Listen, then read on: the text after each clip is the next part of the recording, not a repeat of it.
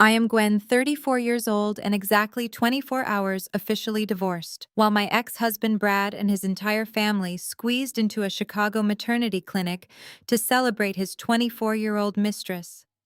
I was sitting in a Swiss Air first-class lounge, holding 4 pristine passports for my children. I had left him everything he thought he wanted. But when the doctor walked into that clinic with the prenatal test results, Brad realized he had traded his entire life for an absolute lie.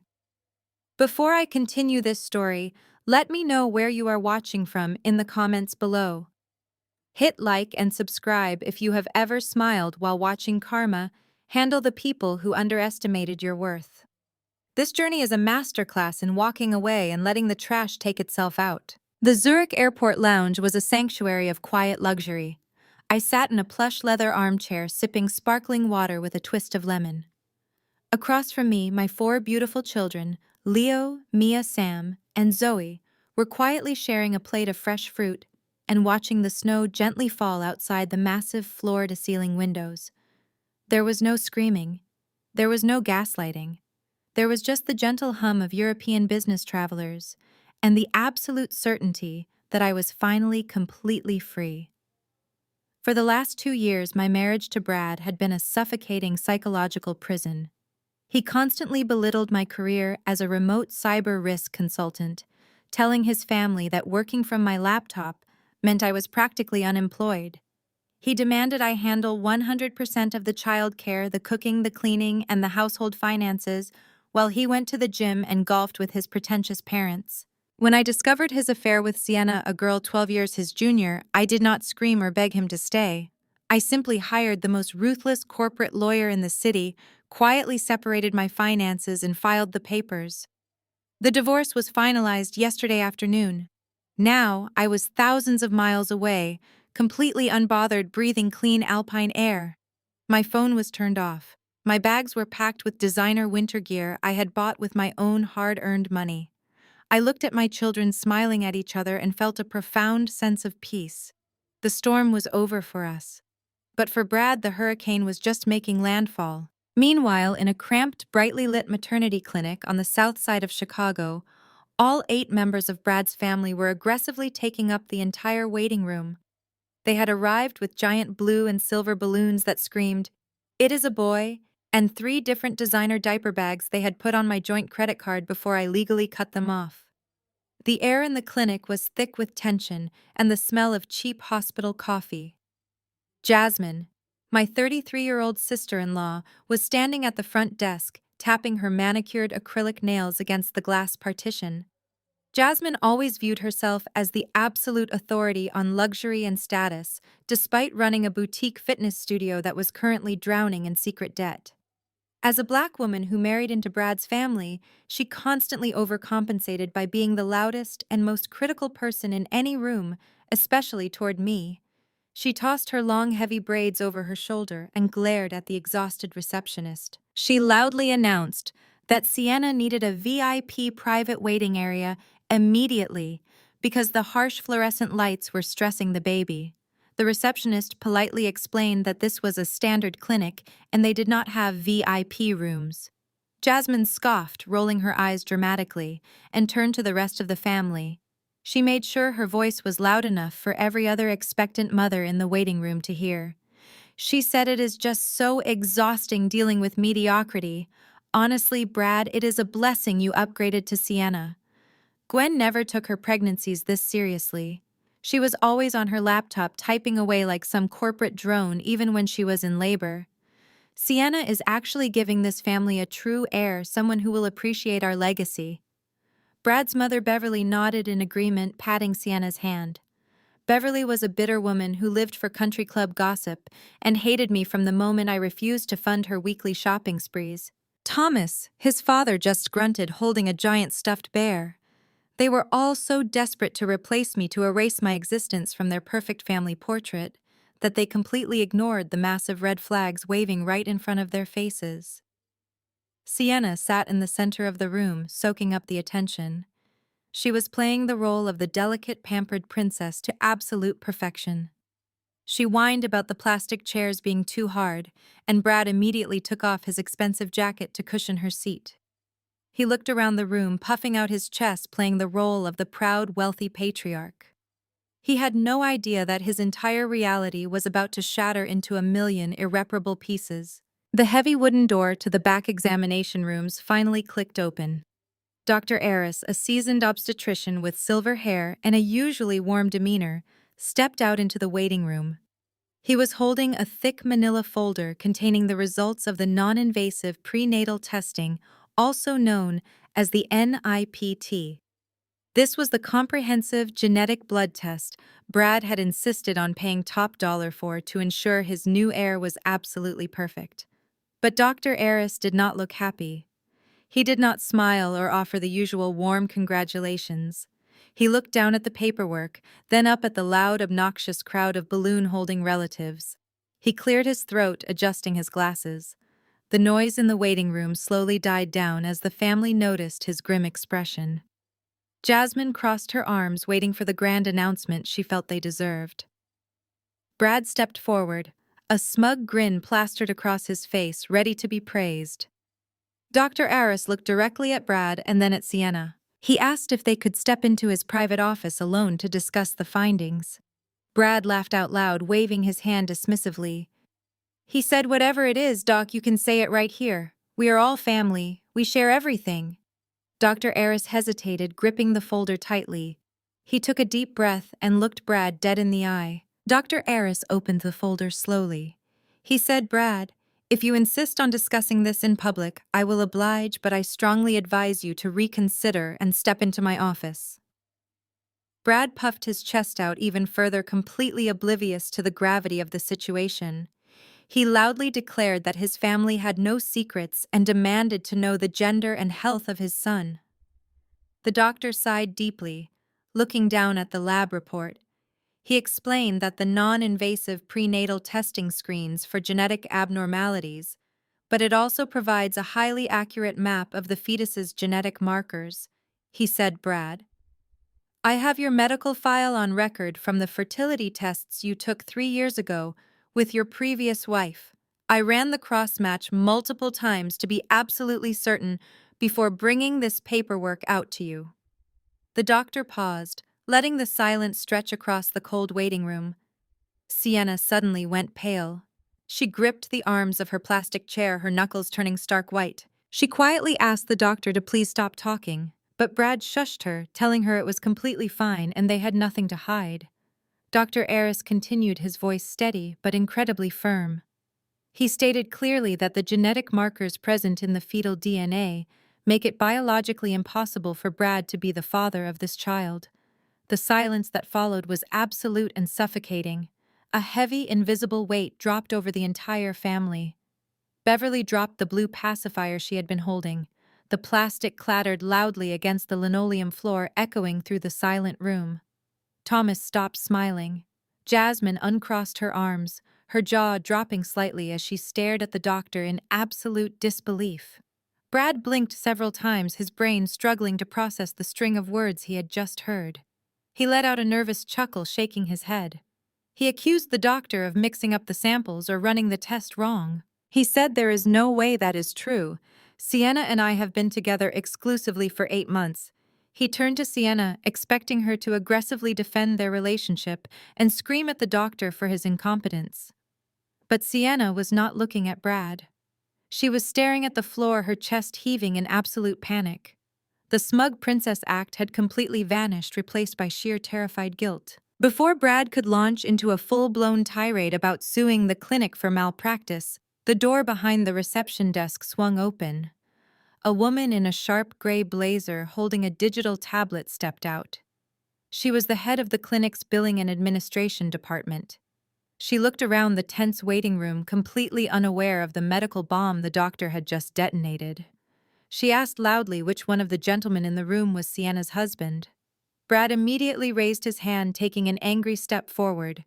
He proclaimed that they were not legally married yet, but he was her life partner and the one paying for all of these premium medical services. The billing administrator frowned, looking down at her tablet with a highly confused expression. She tapped the screen a few times and shook her head. She said, "I am sorry, sir, but that is not what I have on file. We just received an urgent phone call to our billing department 5 minutes ago. A man named Derek called to confirm the appointment time and update the primary insurance policy on file. He clearly identified himself as Sienna's legal current husband. He even provided their joint tax identification number and a copy of their legal marriage certificate to prove he was the primary policyholder. He said he was stuck at work at the local fitness center where he is a personal trainer and wanted to make sure his pregnant wife was being taken care of." The administrator looked up at Sienna, whose face was now completely drained of blood. She continued, stating that Derek also asked us to pass along a sweet message that he could not wait to see the ultrasound pictures of his little boy tonight. The entire waiting room seemed to tilt on its axis. The revelation hit Brad like a physical blow to the stomach. Not only was the baby absolutely not his, but the young, naive girl he had destroyed his marriage, his family, and his finances for was actively legally married to a local gym trainer. She had been playing Brad for an absolute fool, draining his bank accounts to fund a luxurious lifestyle while carrying her actual husband's child. Sienna had committed textbook paternity fraud, and she had brought Brad's entire arrogant family along for the ride. Brad stood frozen in the center of the room. The smug, arrogant demeanor he had carried for the last 2 years dissolved into pure, unfiltered humiliation. The other patients in the waiting room were openly staring, some covering their mouths in shock. Brad looked at the "it is a boy" balloons floating happily above his head and felt violently ill. He looked at Sienna, who was now sobbing hysterically into her hands, refusing to make eye contact with him. The perfect illusion was completely shattered. Jasmine, who just moments ago had been praising Sienna as the ultimate upgrade and the savior of their family legacy, immediately snapped. Her obsession with public image and social superiority shifted into vicious, uncontrollable anger. She threw her designer bag onto the floor and pointed a manicured finger directly at Sienna's face. Jasmine screamed at the top of her lungs, calling Sienna a broke, manipulative scammer who had embarrassed their entire bloodline in public. She demanded to know how much of their family money Sienna had stolen for her secret husband. The supportive, loving family dynamic evaporated instantly. They turned on each other like starved wolves, screaming and pointing fingers in the middle of a public medical facility. Brad realized with sickening clarity that he had thrown away a loyal, successful wife for a masterclass in deception. And miles away in a quiet Swiss lounge, I took another peaceful sip of my sparkling water, entirely unbothered by the chaos I knew was unfolding. Brad could not handle the public humiliation. He shoved past his own mother and stormed out of the crowded waiting room, his face burning with a mixture of rage and sheer panic. The harsh fluorescent lights of the clinic hallway buzzed above him as he paced back and forth, his expensive leather shoes squeaking loudly against the polished linoleum floor. He pulled his smartphone from his pocket, his hands trembling slightly as he scrolled aggressively through his contacts. He found my name and hit call, gripping the phone so tightly his knuckles turned white. In his mind, there was only one logical explanation for the absolute disaster that had just unfolded inside that room. He genuinely believed that I, the woman he had dismissed as a remote computer girl for our entire marriage, had somehow orchestrated this entire medical conspiracy. When I answered the phone on the second ring, he did not even bother saying hello. He launched directly into a vicious screaming match echoing down the empty hospital corridor. He yelled that he knew exactly what I was doing and that I was completely unhinged. He accused me of hacking into the clinic database and manipulating the genetic test results just to ruin the happiest day of his life. He screamed that my job as a cyber risk consultant gave me the tools to sabotage his new family, and he threatened to call the police to have me arrested for medical fraud. He told me I was a bitter, jealous woman who could not stand to see him move on with someone younger and more beautiful. He was breathing heavily, practically spitting into the receiver, demanding that I call the doctor right that second and confess to tampering with Sienna's file. He demanded I fix the mess I caused. I sat quietly in the first-class lounge thousands of miles away, holding my phone slightly away from my ear to protect my hearing from his unhinged shouting. I took another slow, deliberate sip of my sparkling water, feeling the cool bubbles pop against my tongue. I did not raise my voice. I did not cry. I did not try to defend myself against his ridiculous accusations. Instead, I spoke with the calm, icy precision of someone who had planned this moment for months. I told him, Brad, I did not hack the clinic. I do not need to manipulate medical records when basic biology is doing the heavy lifting for me. If your 24-year-old girlfriend is pregnant with her legal husband's child, that is a problem between the three of you. I told him he was giving me way too much credit for a disaster he built entirely by himself. He tried to interrupt me, stammering over his words, but I cut him off smoothly. I told him he needed to stop yelling and start listening because his reality was about to get much worse. I reminded him that our divorce was officially signed and finalized by the judge at 4 o'clock yesterday afternoon. He had been so obsessed with taking Sienna shopping for designer maternity clothes that he completely ignored the final legal decrees my lawyer sent over. I explained that because we were no longer legally married, he was no longer a dependent on my premium corporate health insurance plan. For the past 2 years, my company had been paying $2,000 a month to keep him covered under an elite policy that gave him access to the best doctors in the country. He had used my benefits to book Sienna's top-tier prenatal care, claiming her as a domestic partner under his umbrella. I smiled as I told him I had logged into my employee portal last night and officially removed him from my policy. I explained that the cancellation was immediate and absolute. He was standing in one of the most expensive private maternity clinics in the city, demanding VIP services and specialized genetic testing with absolutely no health insurance coverage whatsoever. I reminded him that I had always handled the paperwork, the bills, and the boring administrative tasks he felt were beneath him while he played golf. I told him that the free ride was permanently over. He was a single, uninsured man who had just authorized thousands of dollars in premium medical procedures for a woman who was legally married to a personal trainer. I suggested he go back into that waiting room and ask his parents to open their wallets, because my money was officially off limits forever. I told him to listen closely to the sound of my voice because it would be the last time he ever heard me bail him out of a mess. I advised him to speak with the billing department immediately. I did not wait for his response. I simply pressed the red button ending the call and tossed my phone into my handbag. I took a deep breath of the quiet airport air, feeling a massive weight lift off my shoulders. Back in Chicago, Brad was left standing in the cold hallway, listening to the hollow, repetitive sound of the dial tone echoing in his ear. He slowly lowered the phone, staring at the black screen in absolute horror. The anger that had fueled his initial outburst evaporated, leaving behind a chilling sense of impending financial doom. He looked through the glass window into the reception area where the billing administrator was typing furiously on her computer, calculating the exorbitant out-of-pocket costs for the day's events. He realized with terrifying clarity that the comprehensive genetic testing, the extended ultrasound sessions, and the private consultations were all entirely his financial burden now. He had zero savings, having spent everything trying to impress his young mistress. He was legally responsible for a staggering medical bill for a baby that did not belong to him, while the woman who had funded his privileged existence was halfway across the world, completely untouchable. The escape from the clinic was a chaotic blur of screaming and slammed car doors.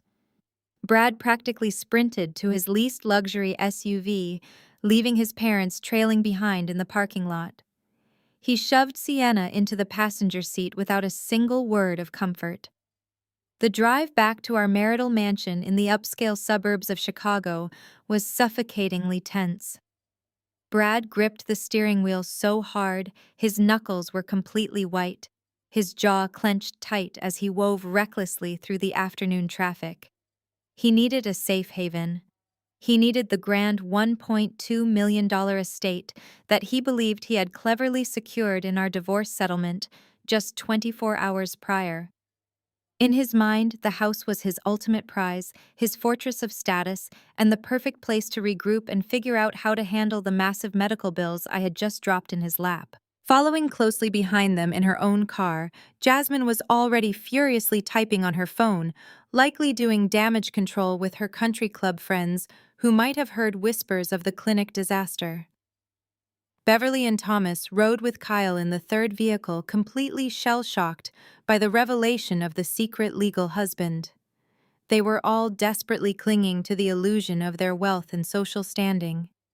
The sprawling brick mansion with its manicured lawns and towering oak trees was the only thing holding their shattered egos together. It was the physical proof that they were better than everyone else. Brad pulled onto the long, sweeping driveway.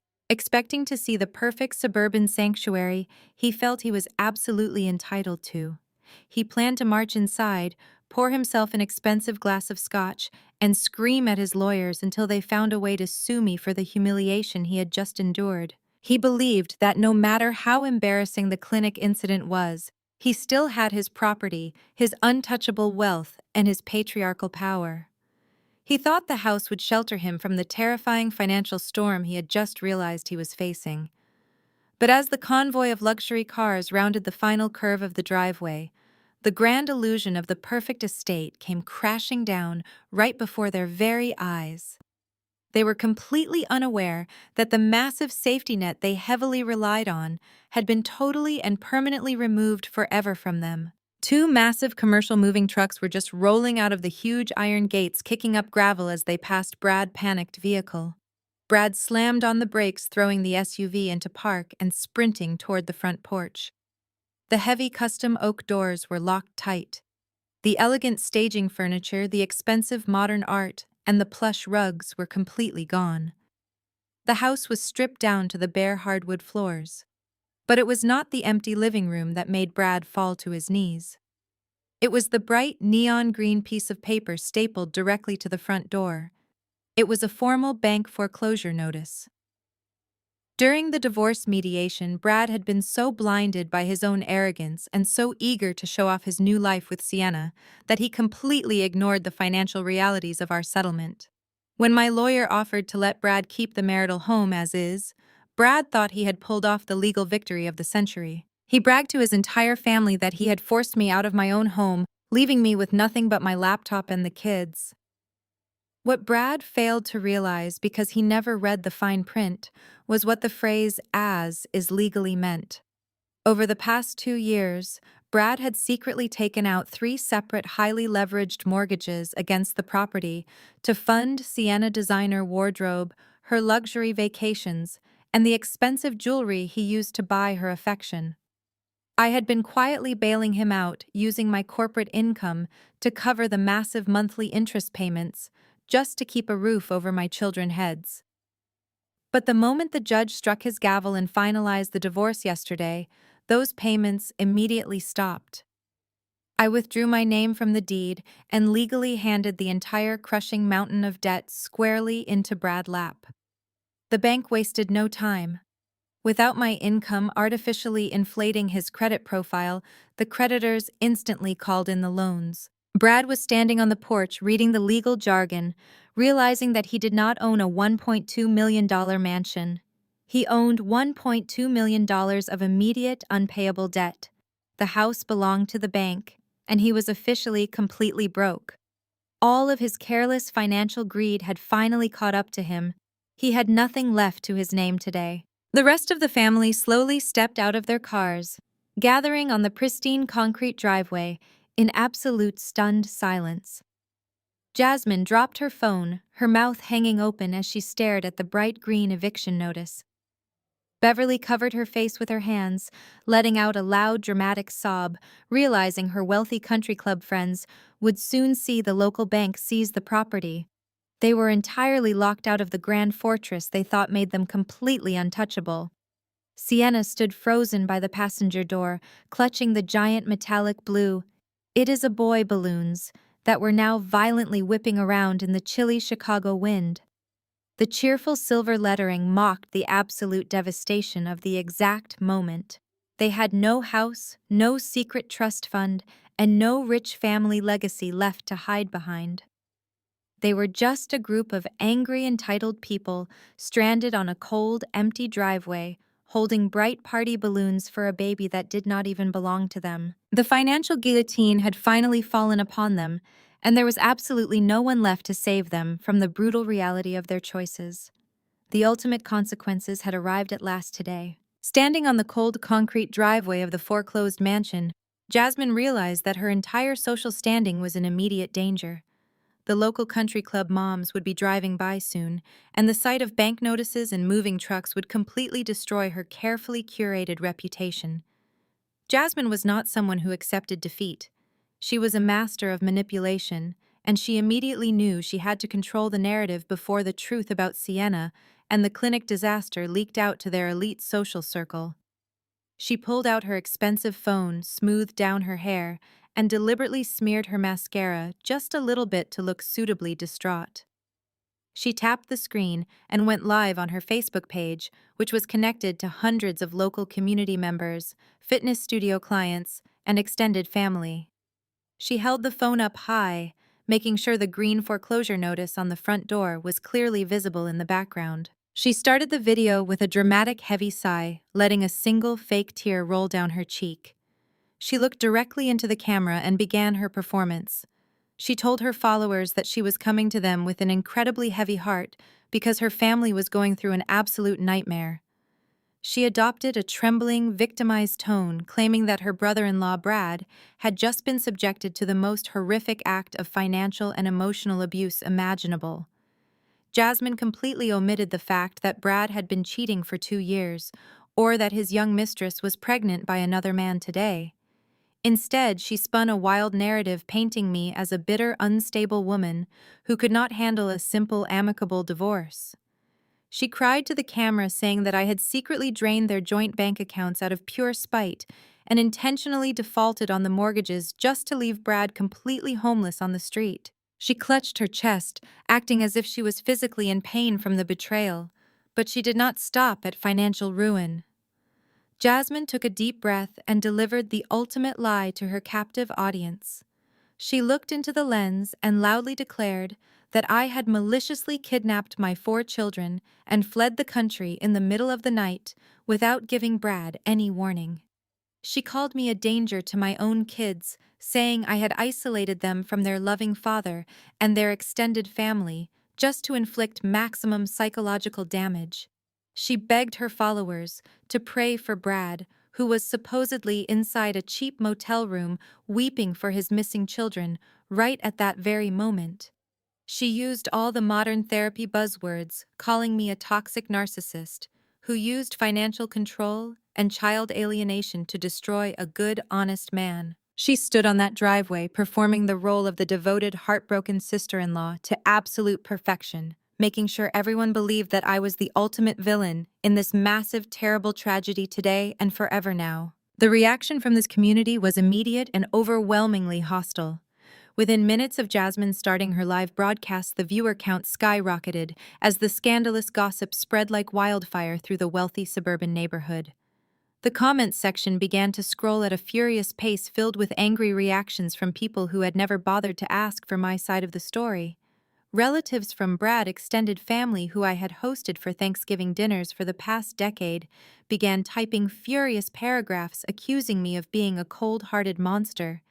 They called me greedy and vindictive, claiming they always knew there was something wrong with me because I preferred working on my laptop instead of attending their petty luncheons.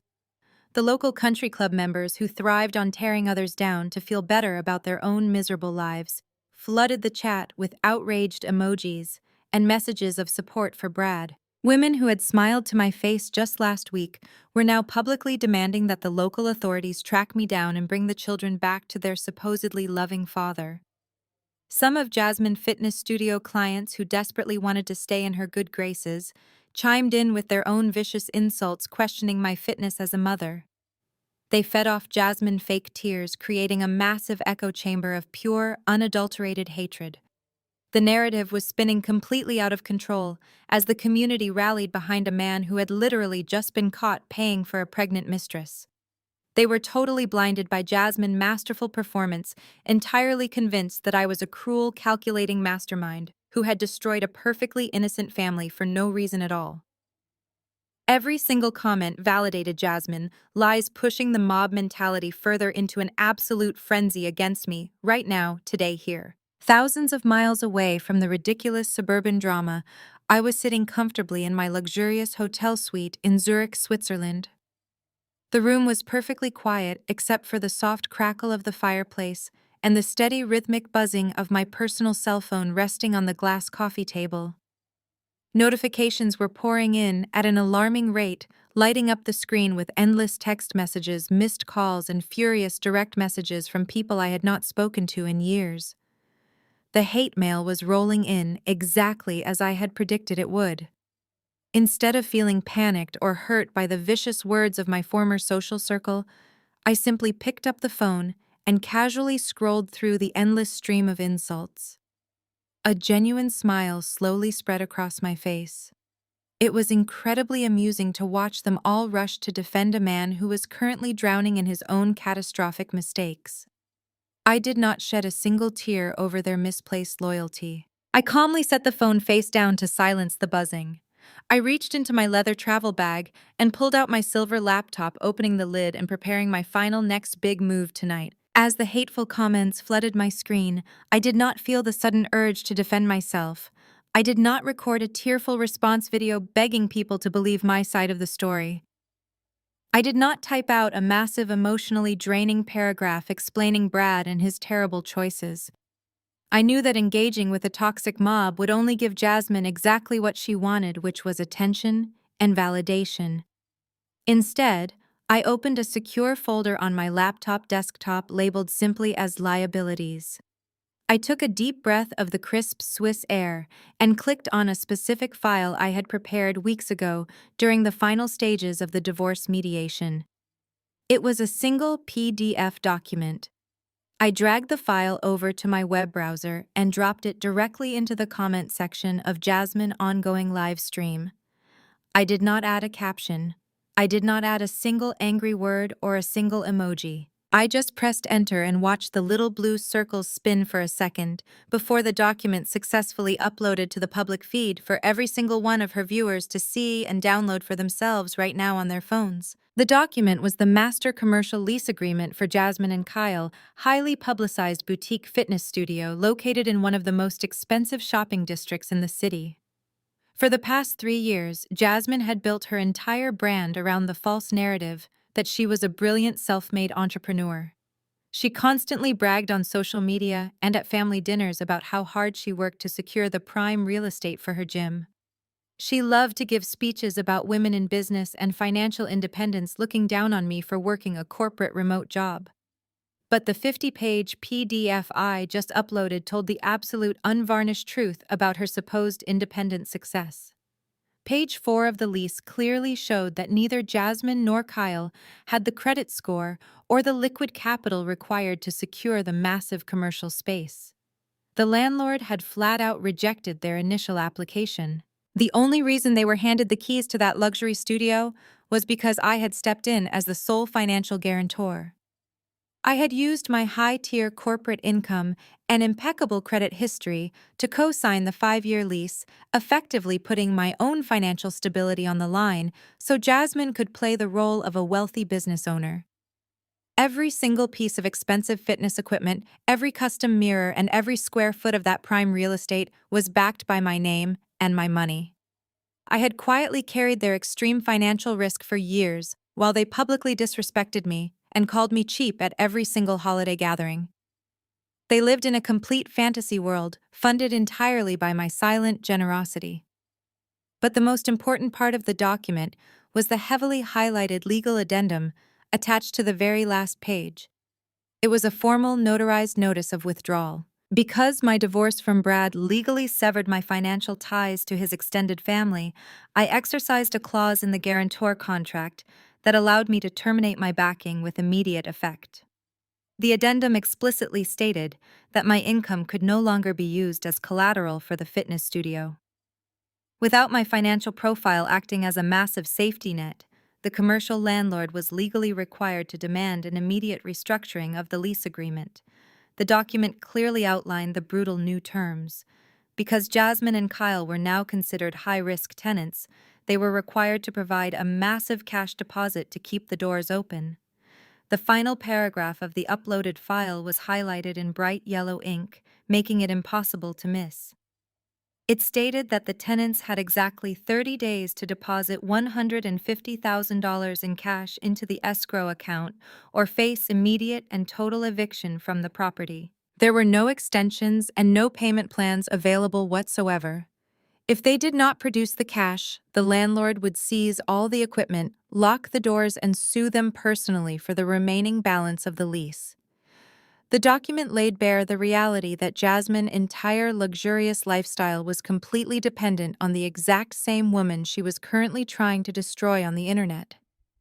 I sat back and watched the comment section, realizing that the local moms who were just insulting me were now opening the file and reading the undeniable proof of Jasmine's massive financial fraud and fake wealth today, right before their very eyes. On the screen, I watched Jasmine wiping away her fake tears and glancing down at the scrolling comments to see how much sympathy she was gathering.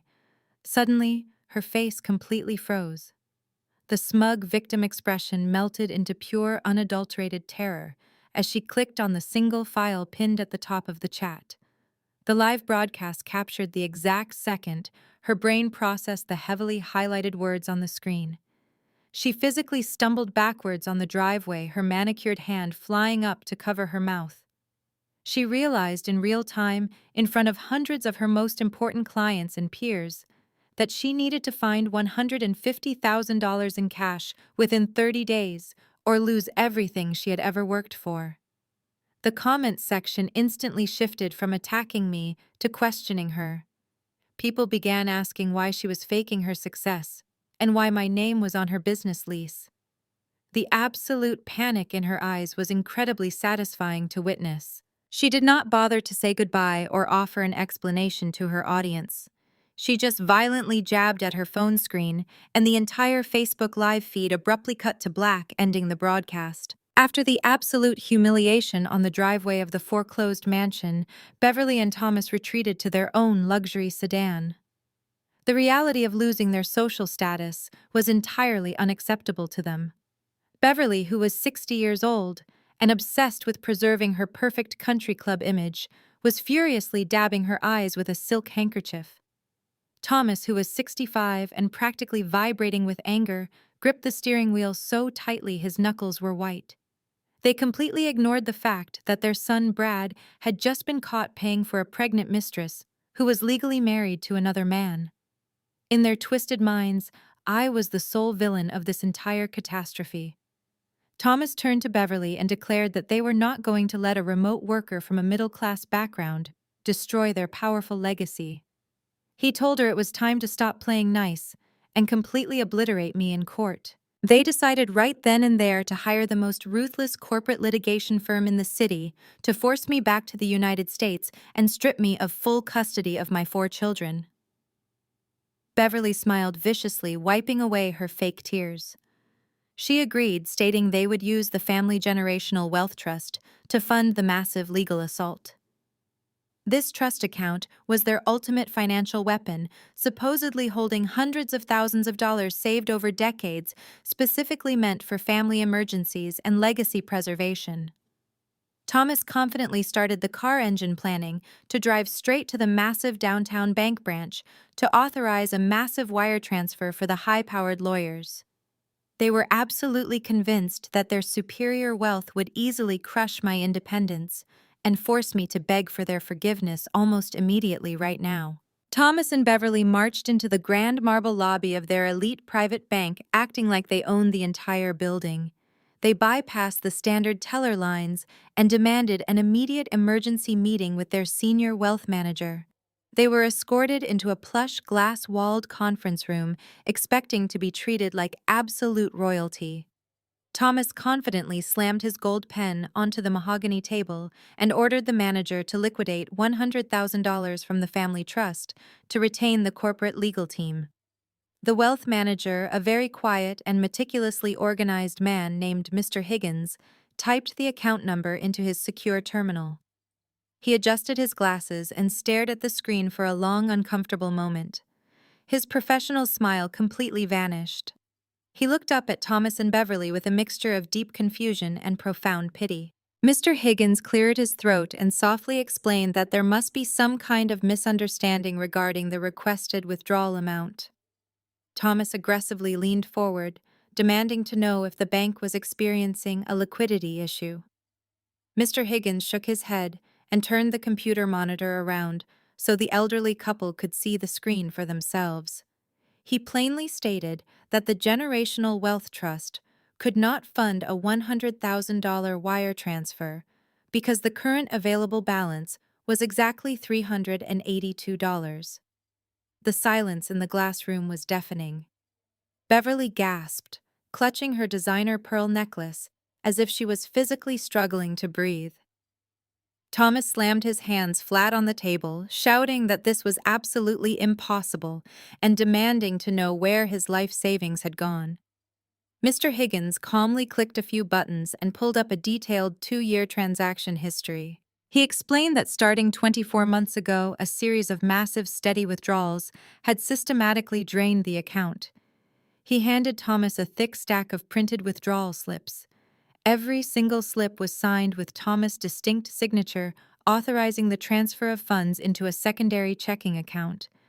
But Thomas had never signed those papers. He stared at the blue ink, realizing with absolute terrifying clarity that the signature was a near-perfect forgery. It was a forgery executed by the only other person who had intimate knowledge of the trust account numbers.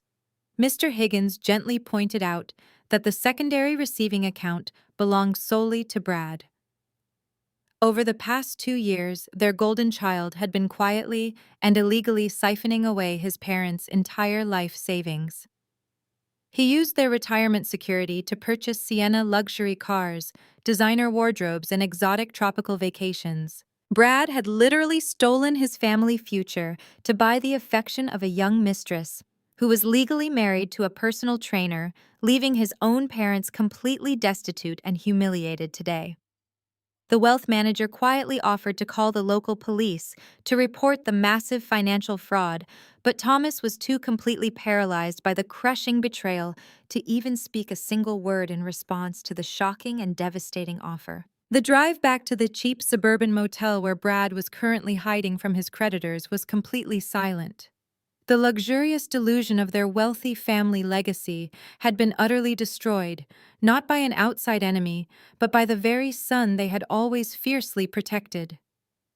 When Thomas and Beverly angrily kicked open the door to the dingy motel room, Brad looked up from his phone, expecting his parents to hand him the legal strategy that would destroy me. Instead, Thomas threw the massive stack of forged bank slips directly into Brad's face. The thin paper receipts fluttered down to the dirty carpet like dead leaves. Beverly, who had spent her entire life defending Brad's bad behavior, lunged forward and slapped her son across the face with everything she had. She screamed loudly that he was a selfish parasite who had ruined them all. The perfect united family front instantly shattered into a million irreparable pieces. They were no longer teaming up to fight me. They were aggressively tearing each other apart in a cheap room entirely consumed by the absolute destruction of their own toxic greed and arrogance today right now. Back in the suffocatingly small motel room, Brad was completely backed into a corner. His parents had just cut him off, and his pregnant mistress was completely ignoring his calls. He had absolutely zero money, zero leverage, and a rapidly growing pile of debt. In a desperate and incredibly malicious attempt to regain control of his shattered life, he decided to use the most destructive weapon he could possibly think of against me. He picked up his phone and dialed the emergency authorities. Brad did not just call the local suburban police department to file a standard complaint. He maliciously escalated the situation to the absolute highest level possible by directly contacting federal agencies and filing an emergency international kidnapping report. He sat on the edge of the stained motel bed and spun a vicious, incredibly detailed lie to the dispatcher. He adopted a perfectly practiced, panicked, and tearful voice, claiming that his ex-wife had suddenly suffered a severe psychotic break and illegally fled the country in the middle of the night with their 4 young children. He explicitly told the federal authorities that I was completely unhinged, mentally unstable, and posing an immediate physical danger to the kids. Brad maliciously weaponized Child Protective Services, knowing exactly how aggressively and swiftly they respond to international flight risks involving minors. He provided my exact flight details and my current luxury hotel itinerary in Switzerland, actively hoping to orchestrate a terrifying international police raid on my location. He truly wanted me to be dragged out of my hotel suite in handcuffs. He wanted my children to be crying and completely confused so he could quickly fly over and play the role of the heroic rescuing father on the evening news. He knew perfectly well that our finalized divorce decree explicitly granted me full physical custody and clear legal permission to travel internationally, but he deliberately withheld that vital legal information from the federal authorities. He figured that if he could just get the government to freeze my passports and violently force me back to the United States, he could somehow bully me into paying off his massive medical bills and saving his foreclosed mansion. It was the absolute ultimate act of a desperate, cowardly man who was completely willing to traumatize his own children just to severely punish the independent woman who had finally stopped funding his incredibly pathetic, useless existence. Less than 6 hours after Brad made his entirely fabricated phone call, the peaceful atmosphere of our beautiful Swiss chalet was abruptly shattered.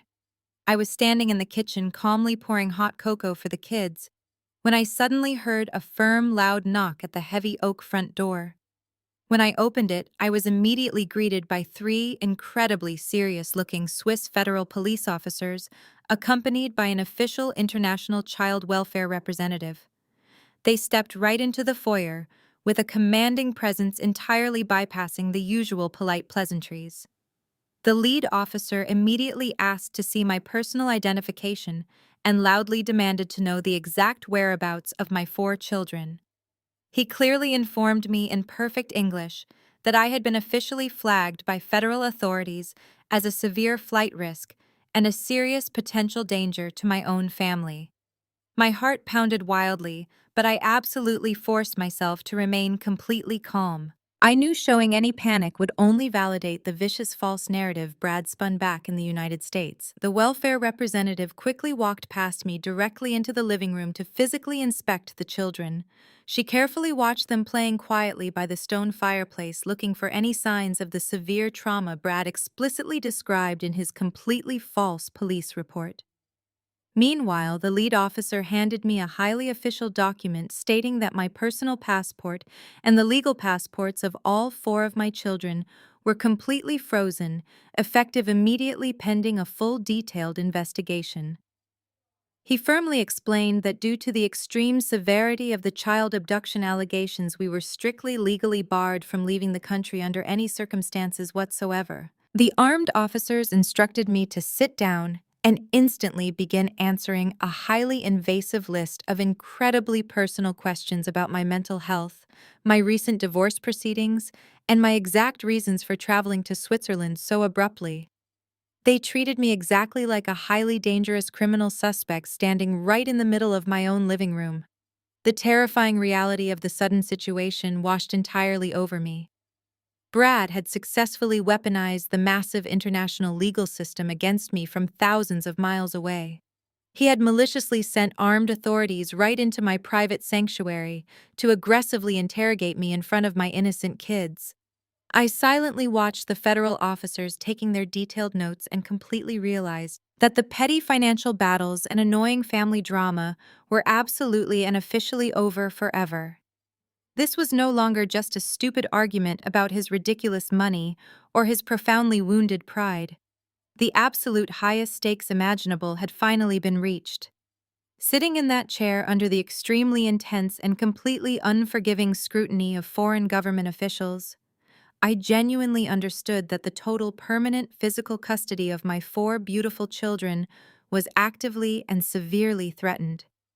If I made one single tiny mistake during this high-pressure interrogation, if my voice trembled too much, or if I appeared even slightly emotionally unstable, the strict Swiss Child Welfare Agency possessed the absolute legal authority to immediately remove my kids from my direct care and potentially place them into a foreign temporary foster system while they investigated Brad's horrible lies. My heart ached at the terrifying thought of my children being aggressively taken away from me by strangers speaking a completely different language.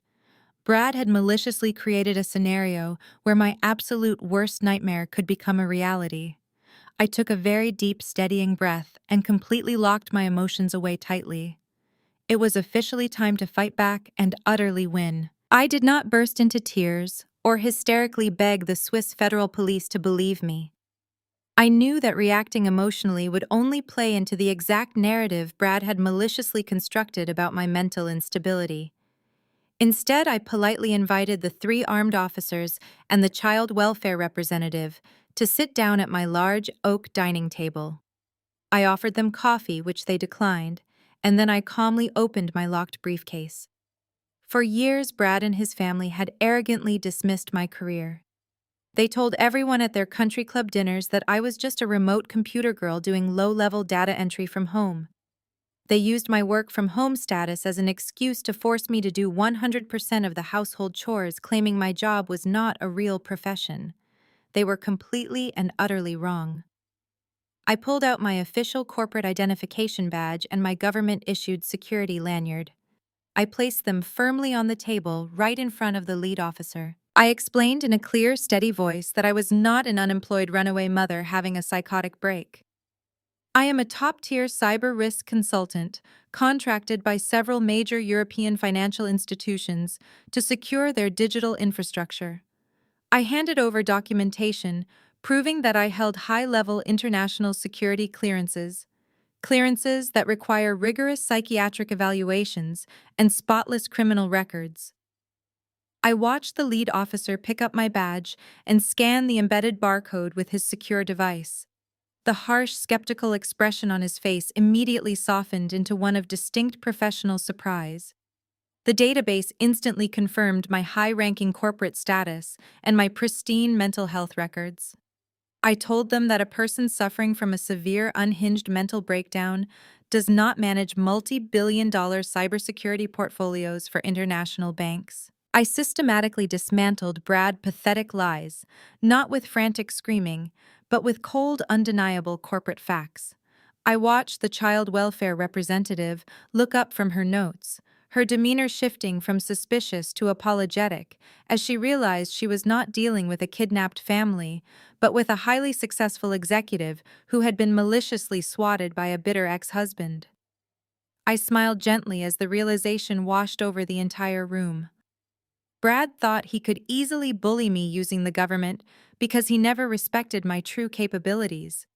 He had no idea the professional power I wielded. As the officers reviewed my security credentials, I reached for my phone and dialed my lead international custody lawyer who was based in Geneva. I put the call on speakerphone so the federal authorities could hear every single word clearly. My lawyer, a brilliant and incredibly sharp woman named Sabine, immediately took control of the conversation. She addressed the Swiss police by their formal titles and quickly verified her own legal credentials. Within less than 2 minutes, Sabine securely emailed a massive encrypted file directly to the lead officer tablet. The file contained the absolute undeniable proof of Brad's blatant perjury. It included the fully executed, legally binding divorce decree that had been signed by an American judge just 48 hours prior.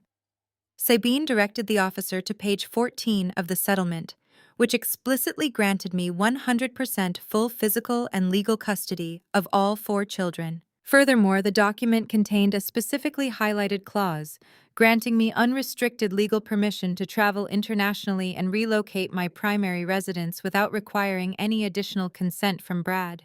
He had legally signed away his rights to block this trip in exchange for keeping the heavily mortgaged mansion he thought he was getting for free. Sabine then provided the police with time-stamped digital evidence showing that Brad had been fully aware of this trip for over 3 weeks. She submitted copies of emails where I had explicitly sent him our flight numbers, hotel itineraries, and emergency contact information, completely destroying his vicious claim that I had kidnapped the children in the middle of the night without warning. My lawyer firmly explained to the authorities that my ex-husband was currently experiencing a massive personal and financial crisis back in the United States, involving a pregnant mistress and a foreclosed home. She clearly stated that Brad had maliciously filed this international child endangerment report as an act of desperate retaliation to weaponize the government against a financially independent woman. The officers scrolled through the legal documents comparing the court-approved signatures to the wild, frantic claims Brad had made on the phone just hours earlier. The massive discrepancy between his hysterical lies and my ironclad legal receipts was absolutely glaring. They could see that this was not a dangerous kidnapping situation. It was simply the pathetic tantrum of a man who had entirely lost control over the woman he used to financially abuse. The lead officer slowly set his tablet down on the dining table and let out a heavy sigh. He looked directly at me and offered a sincere, formal apology for the highly intrusive disruption to our peaceful family vacation. He stated that the official investigation was completely closed effective immediately and confirmed that the temporary freeze on our passports was officially lifted. The child welfare representative smiled warmly at my kids before packing up her notes, entirely satisfied that they were in a perfectly safe and incredibly loving environment. But the Swiss authorities did not just walk away and let the false report slide. The lead officer informed my lawyer that he was officially flagging Brad in the International Law Enforcement Database for intentionally filing a fraudulent child abduction report. This severe federal flag meant that Brad would face immediate and aggressive legal questioning if he ever attempted to cross an international border. His malicious attempt to have me arrested had completely backfired, resulting in him essentially being blacklisted by international customs. I thanked the officers as I walked them to the door, feeling a surge of triumph. Brad fired his biggest weapon, and I deflected it back at him. The atmosphere inside the cramped suburban motel room was absolutely suffocating. Brad was sitting on the edge of a stained floral bedspread, staring blankly at the peeling wallpaper. His parents, Thomas and Beverly, were huddled in the corner, whispering aggressively to each other about their completely destroyed finances. Jasmine was pacing the narrow hallway outside, furiously trying to figure out how to save her failing fitness studio. Suddenly, the flimsy wooden door of the motel room swung open, violently hitting the wall with a loud bang.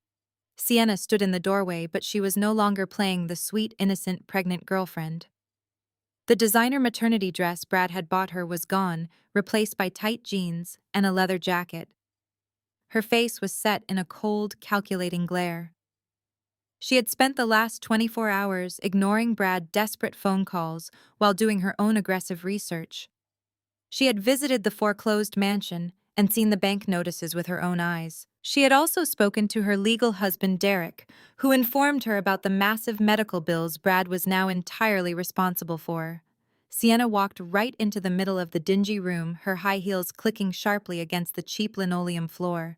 She looked around at the pathetic state of the family and let out a harsh, mocking laugh. She pointed her finger directly at Brad's chest and demanded to know where the massive generational wealth trust fund was. Brad stammered, his face turning bright red as he tried to explain the incredibly embarrassing situation with his parents. He desperately tried to reach for her hand, begging her to just be patient while he hired lawyers to get his money back from me. Sienna violently slapped his hand away. She screamed that she did not sign up to live in a disgusting roadside motel with a broke, middle-aged loser. She revealed that she had only tolerated his arrogant personality and his completely overbearing parents because he promised her a $1.2 million mansion and a life of absolute luxury.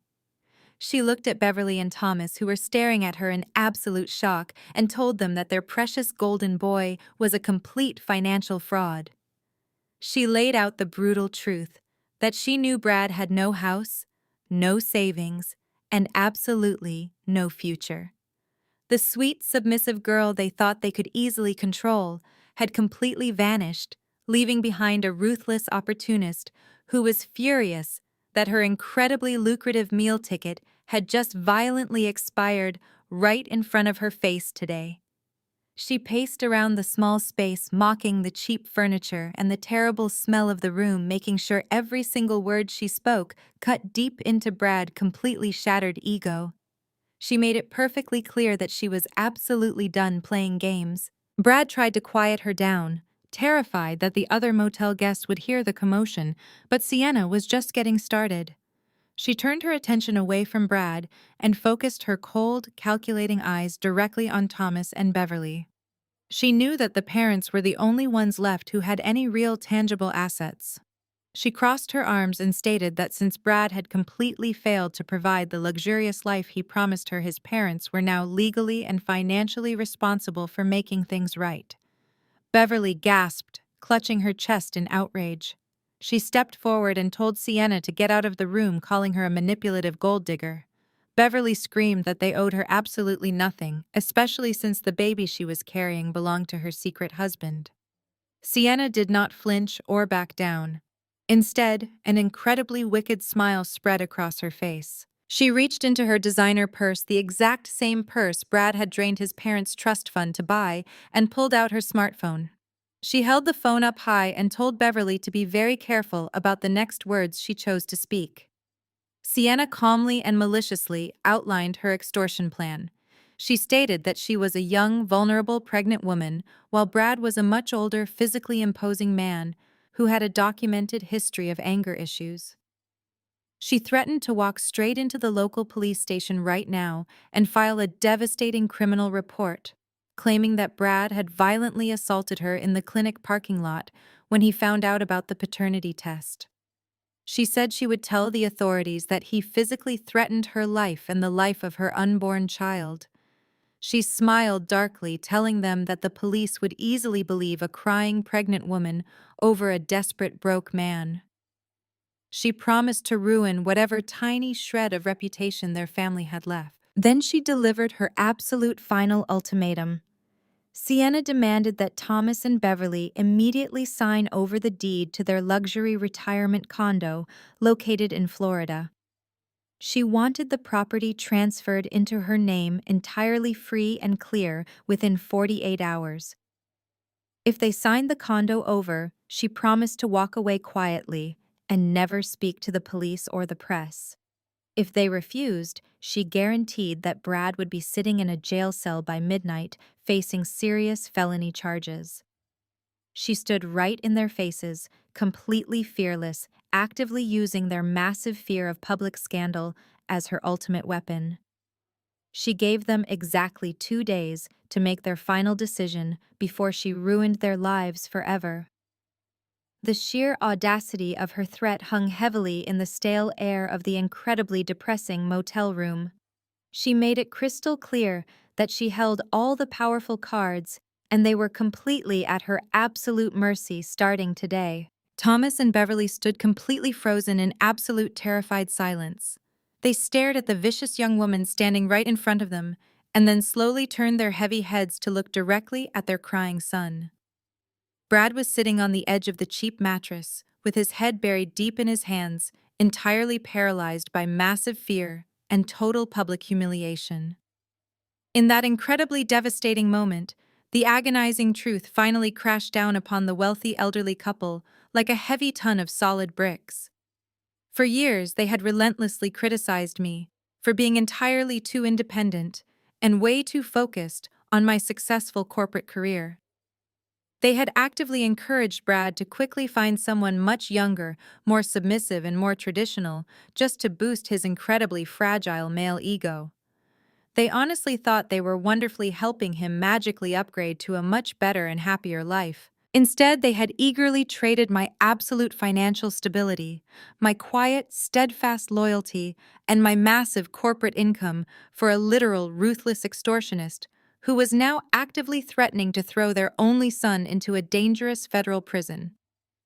They had stupidly brought this terrible nightmare entirely upon themselves today without any help from me. They suddenly realized they were completely trapped in an incredibly dark financial prison they had personally built with their own 2 bare hands. They had absolutely no safe escape route from the horrible permanent consequences of their incredible, arrogant pride and disgusting greed today. While the chaos continued to unfold inside the cheap motel room, Jasmine quietly slipped out the front door and practically sprinted to her luxury car parked in the dimly lit lot. The cold Chicago wind whipped around her as she slammed the car door shut, locking herself safely inside her pristine leather interior. She stared at the glowing dashboard lights, feeling a cold sweat break out across her forehead. She rested her forehead against the steering wheel, her chest heaving with sheer panic. The 30-day commercial eviction notice I had dropped into her live stream was destroying her mind. Without my financial backing, her boutique fitness studio was going to be aggressively seized by the commercial landlord, and her entire reputation among the wealthy suburban elite would be permanently erased. She knew with terrifying certainty that her husband Kyle did not have the money to save them, and her in-laws were currently being actively extorted by a pregnant mistress. There was absolutely no one left to bail her out, except for the exact woman she had just publicly attacked on the internet. Jasmine's hands trembled violently as she picked up her phone and dialed my international number. Thousands of miles away in my quiet Swiss hotel room, I was casually reviewing some corporate security logs when my phone screen lit up with her caller identification. I let it ring 3 full times before I calmly swiped to answer. I did not say hello. I just let the dead silence stretch across the transatlantic connection, forcing her to be the very first one to speak. Jasmine's voice was incredibly frantic, completely stripped of its usual arrogant superiority. She was practically hyperventilating as she begged me not to hang up the phone.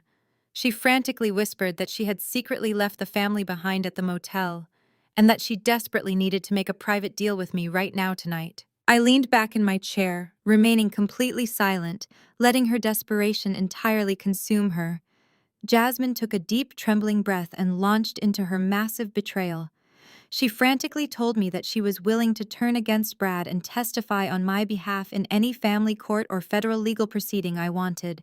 She promised to stand before a judge and swear under legal oath that Brad was an unhinged, pathological liar who had orchestrated the entire international kidnapping report purely out of vicious spite. But she did not just offer her personal testimony. Jasmine knew she needed to give me something incredibly valuable to buy back my financial guarantee.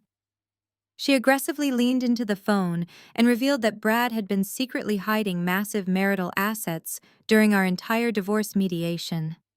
She told me exactly where Brad kept his 2 encrypted personal laptops, locked inside a hidden safe in the back office of her fitness studio. She promised to physically deliver those laptops directly to my corporate lawyers tomorrow morning. She swore those computers contained the undeniable proof of Brad's massive financial crimes. Jasmine was talking so fast, her words were stumbling over each other as she desperately tried to save her business. In her blind panic to secure my financial backing, she lost control of her filter and began loudly spilling every single terrible family secret she knew. She explicitly admitted that Brad had intentionally forged his father's signature to illegally drain the entire generational wealth trust fund.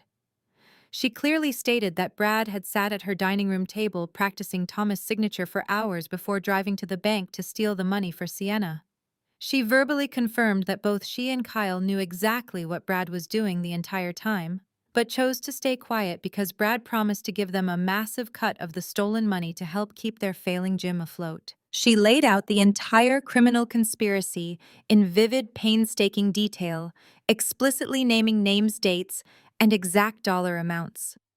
Jasmine practically screamed into the receiver, begging me to reinstate the commercial lease guarantee in exchange for this absolute goldmine of destructive legal evidence.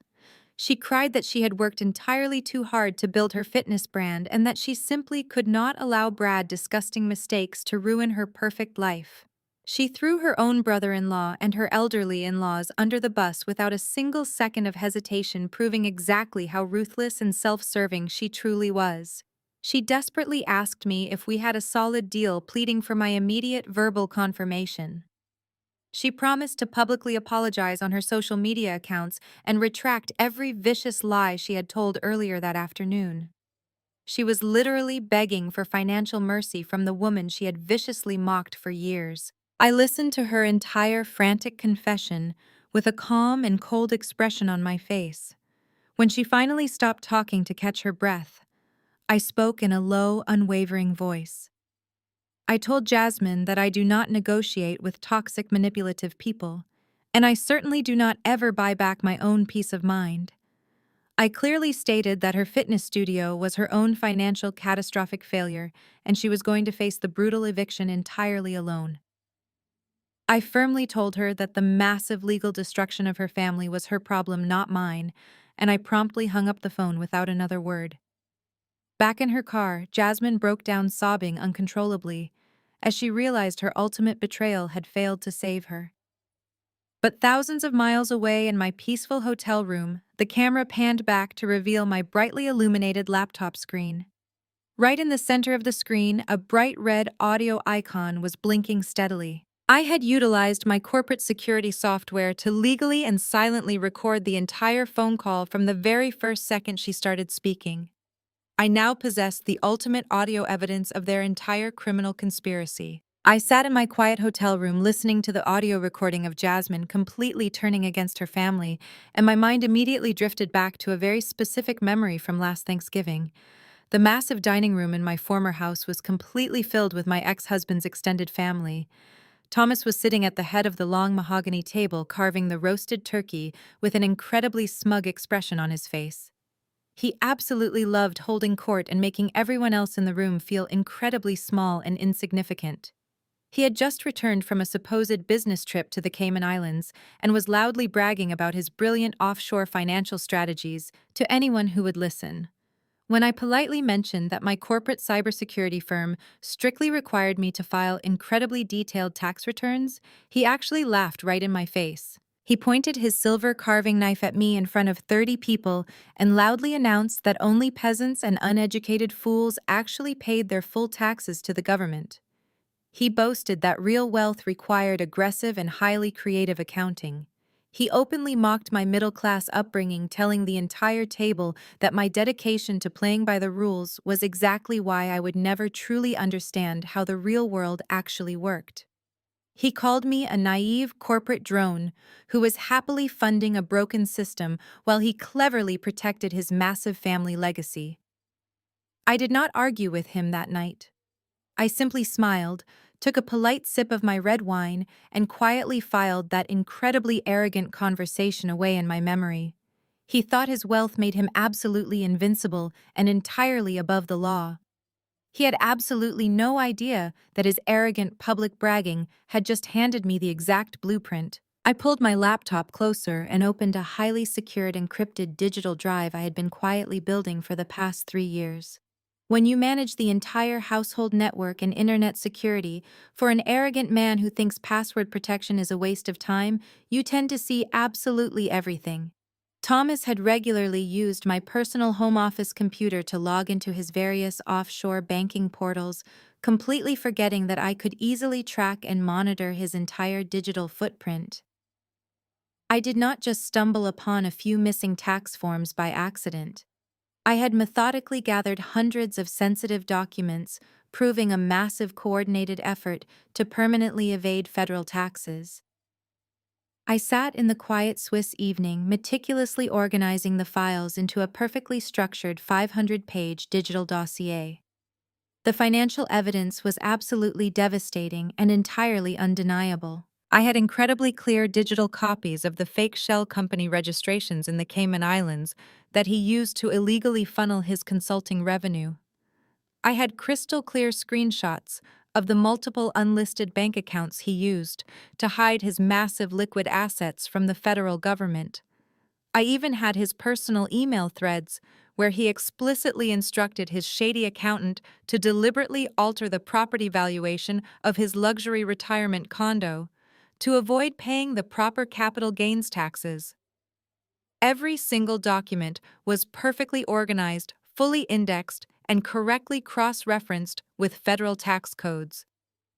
I spent 3 hours completely absorbed in the work, making sure every single piece of evidence was absolutely bulletproof.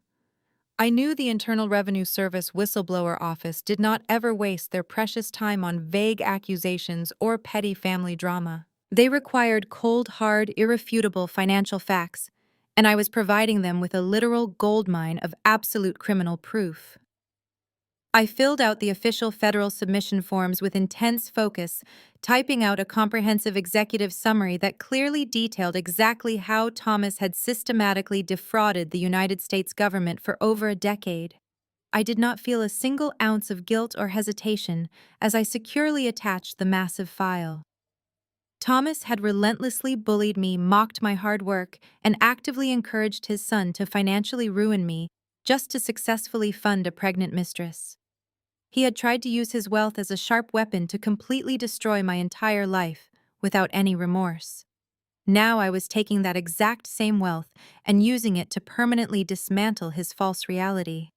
I navigated to the secure federal whistleblower portal and carefully uploaded the massive encrypted file. I watched the green progress bar slowly fill across the screen, feeling an incredible sense of absolute power. This was not a screaming match in a driveway or a petty social media fight. This was a highly calculated surgical strike against the very foundation of his arrogant existence. I moved my cursor over the final submit button, took one last deep breath, and confidently pressed the trackpad straight down firmly now. Exactly 30 seconds after I clicked the submit button, my private email notification chimed loudly into the quiet room. I opened the message and stared at the bright official government seal sitting at the top of the screen. It was an automated but highly legally binding confirmation email from the Internal Revenue Service whistleblower office, officially acknowledging the incredibly successful receipt of my massive encrypted dossier.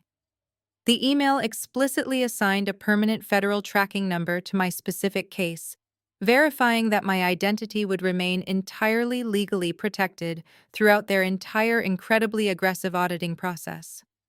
But the absolute best part of the formal government email was the single highlighted paragraph clearly outlining the standard financial reward structure. By federal law, I was officially guaranteed to receive a massive 15% cut of whatever stolen taxes and massive penalty fines the government eventually violently seized from his deeply hidden offshore accounts. I sat back in my chair and smiled. The final trap was now completely set. Thomas had spent his entire pathetic life incredibly proudly avoiding paying his dues, believing he was utterly untouchable. Now, the absolute heaviest hammer of the federal government was swinging directly toward his head right now. The morning after I submitted the massive financial dossier to the federal authorities, my international legal team officially initiated the next brutal phase of my plan. My lead attorney, Sabine, coordinated directly with a highly aggressive corporate litigation firm based in Chicago to completely corner Brad and his entire family. They did not send a polite email asking for a convenient time to chat. They sent a legally binding digital subpoena commanding every single member of the family, including Brad, his parents, Kyle, Jasmine, and even Sienna, to immediately log on to a mandatory emergency Zoom deposition. The official legal document explicitly stated that the mandatory meeting was to formally address the severe financial discrepancies surrounding the forged signatures on the Generational Wealth Trust Fund and the massive outstanding medical debts. Sabine made it absolutely crystal clear in the digital summons that failure to log on to the call within exactly 1 hour would result in immediate federal arrest warrants being issued for both Brad and his father Thomas for massive financial fraud and international perjury. The legal trap was completely inescapable. They had absolutely no money left to hire their own defense attorneys and absolutely no powerful country club connections left to bail them out of this specific nightmare. They were completely stripped of their massive financial privilege and explicitly forced to comply with my direct, strict orders today. I sat comfortably at the heavy oak dining table in my beautiful Swiss chalet, holding a warm cup of herbal tea. My laptop screen was open, displaying the blank Zoom meeting grid, waiting for the desperate family to finally join. This Zoom meeting was not just a simple conversation, it was a legally binding trap specifically designed to force their absolute complete surrender. I wanted them to completely understand that their wealthy, entitled lifestyle was entirely permanently finished for good today. I felt completely centered and entirely in control of the narrative. I had spent the last 2 years of my marriage constantly shrinking myself down to make Brad and his incredibly arrogant family feel bigger and more important. Now I was finally forcing them to sit in front of a camera and formally answer for every single terrible, illegal thing they had maliciously done to me. I calmly watched the digital clock on my screen slowly tick down the final seconds before the absolute legal deadline permanently expired right now, forever. Exactly 1 minute before the deadline, the black squares on my computer screen suddenly flickered to life. The entire family had squeezed into the frame of a single smartphone camera propped up on a cheap plastic table. The visual contrast between my pristine Alpine background and their current reality was absolutely staggering. They were all crammed into the exact same dingy roadside motel room, looking completely exhausted and deeply miserable. The horrible floral wallpaper peeled behind them, and the harsh fluorescent lighting cast dark, heavy shadows under their eyes. Yet despite their absolute financial ruin and their incredibly desperate living situation, they still desperately tried to project their usual toxic arrogance. Thomas pushed his way to the very front of the small screen, adjusting his wrinkled golf shirt and attempting to look highly intimidating. He loudly demanded that my lawyers immediately drop this ridiculous legal charade and completely restore his stolen bank accounts. He arrogantly referred to me as an ungrateful child throwing a massive temper tantrum over a simple family misunderstanding. Beverly sat right next to him, furiously attempting to smooth down her messy, unwashed hair while aggressively glaring at the camera lens. She bitterly accused me of intentionally ruining Sienna's beautiful pregnancy and actively tearing their perfectly happy family completely apart out of pure, bitter jealousy. Brad hovered nervously in the background, crossing his arms tightly over his chest, trying to look like the strong, patriarchal victim. He loudly claimed that his lawyers were currently drafting a massive countersuit against me for severe emotional damages, ignoring the glaring fact that he had $0 to pay for any legal representation whatsoever. Jasmine sat quietly in the corner, aggressively biting her expensive acrylic nails, refusing to make direct eye contact with me. She was utterly terrified that I was going to expose her massive betrayal right in front of her husband Kyle. Even Sienna was present, sitting far away on the stained mattress, pretending she was entirely above the massive legal mess she actively helped create. They spent the first 5 minutes of the recorded call aggressively talking over each other, throwing wild insults, and desperately trying to intimidate me through the tiny digital screen. They honestly believed that if they yelled loud enough and acted incredibly superior, I would eventually break down, apologize, and gladly hand over my highly lucrative corporate income to quickly save them right now. I did not raise my voice or attempt to argue with their ridiculous demands. I simply sat back and allowed them to officially document their own unhinged aggressive behavior on the legally recorded federal record. When Thomas finally paused to take a dramatic breath, my lead attorney Sabine formally unmuted her microphone. Her calm, professional tone instantly cut through the incredibly chaotic noise of their cramped motel room, entirely silencing the family. She formally reminded every single person on the screen that they were actively participating in a highly secure, legally binding deposition, and that every single threat they just made was officially entered into evidence. Thomas opened his mouth to angrily retort, but Sabine smoothly raised her hand to stop him. She looked directly into the camera lens with a cold, calculated professional smile. She clearly announced that before we proceeded to discuss the specific felony charges regarding the stolen trust fund money she needed to admit a highly relevant guest into the official digital proceedings, she firmly stated that a vitally important witness had been patiently waiting in the secure digital waiting room for the past 10 minutes. Sabine calmly clicked her computer mouse and admitted him today. The digital chime of the Zoom application echoed loudly through my laptop speakers, signaling the immediate arrival of the highly anticipated guest. A brand new video square abruptly popped up on the grid, completely altering the dynamic of the tense digital meeting. The entire family leaned closer to their shared smartphone screen in the cramped motel room, squinting their eyes to see exactly who my lawyer Sabine had just allowed into this highly confidential legal proceeding. The new video feed was crystal clear, revealing a pristine wood-paneled law office that sharply contrasted with their depressing floral wallpaper.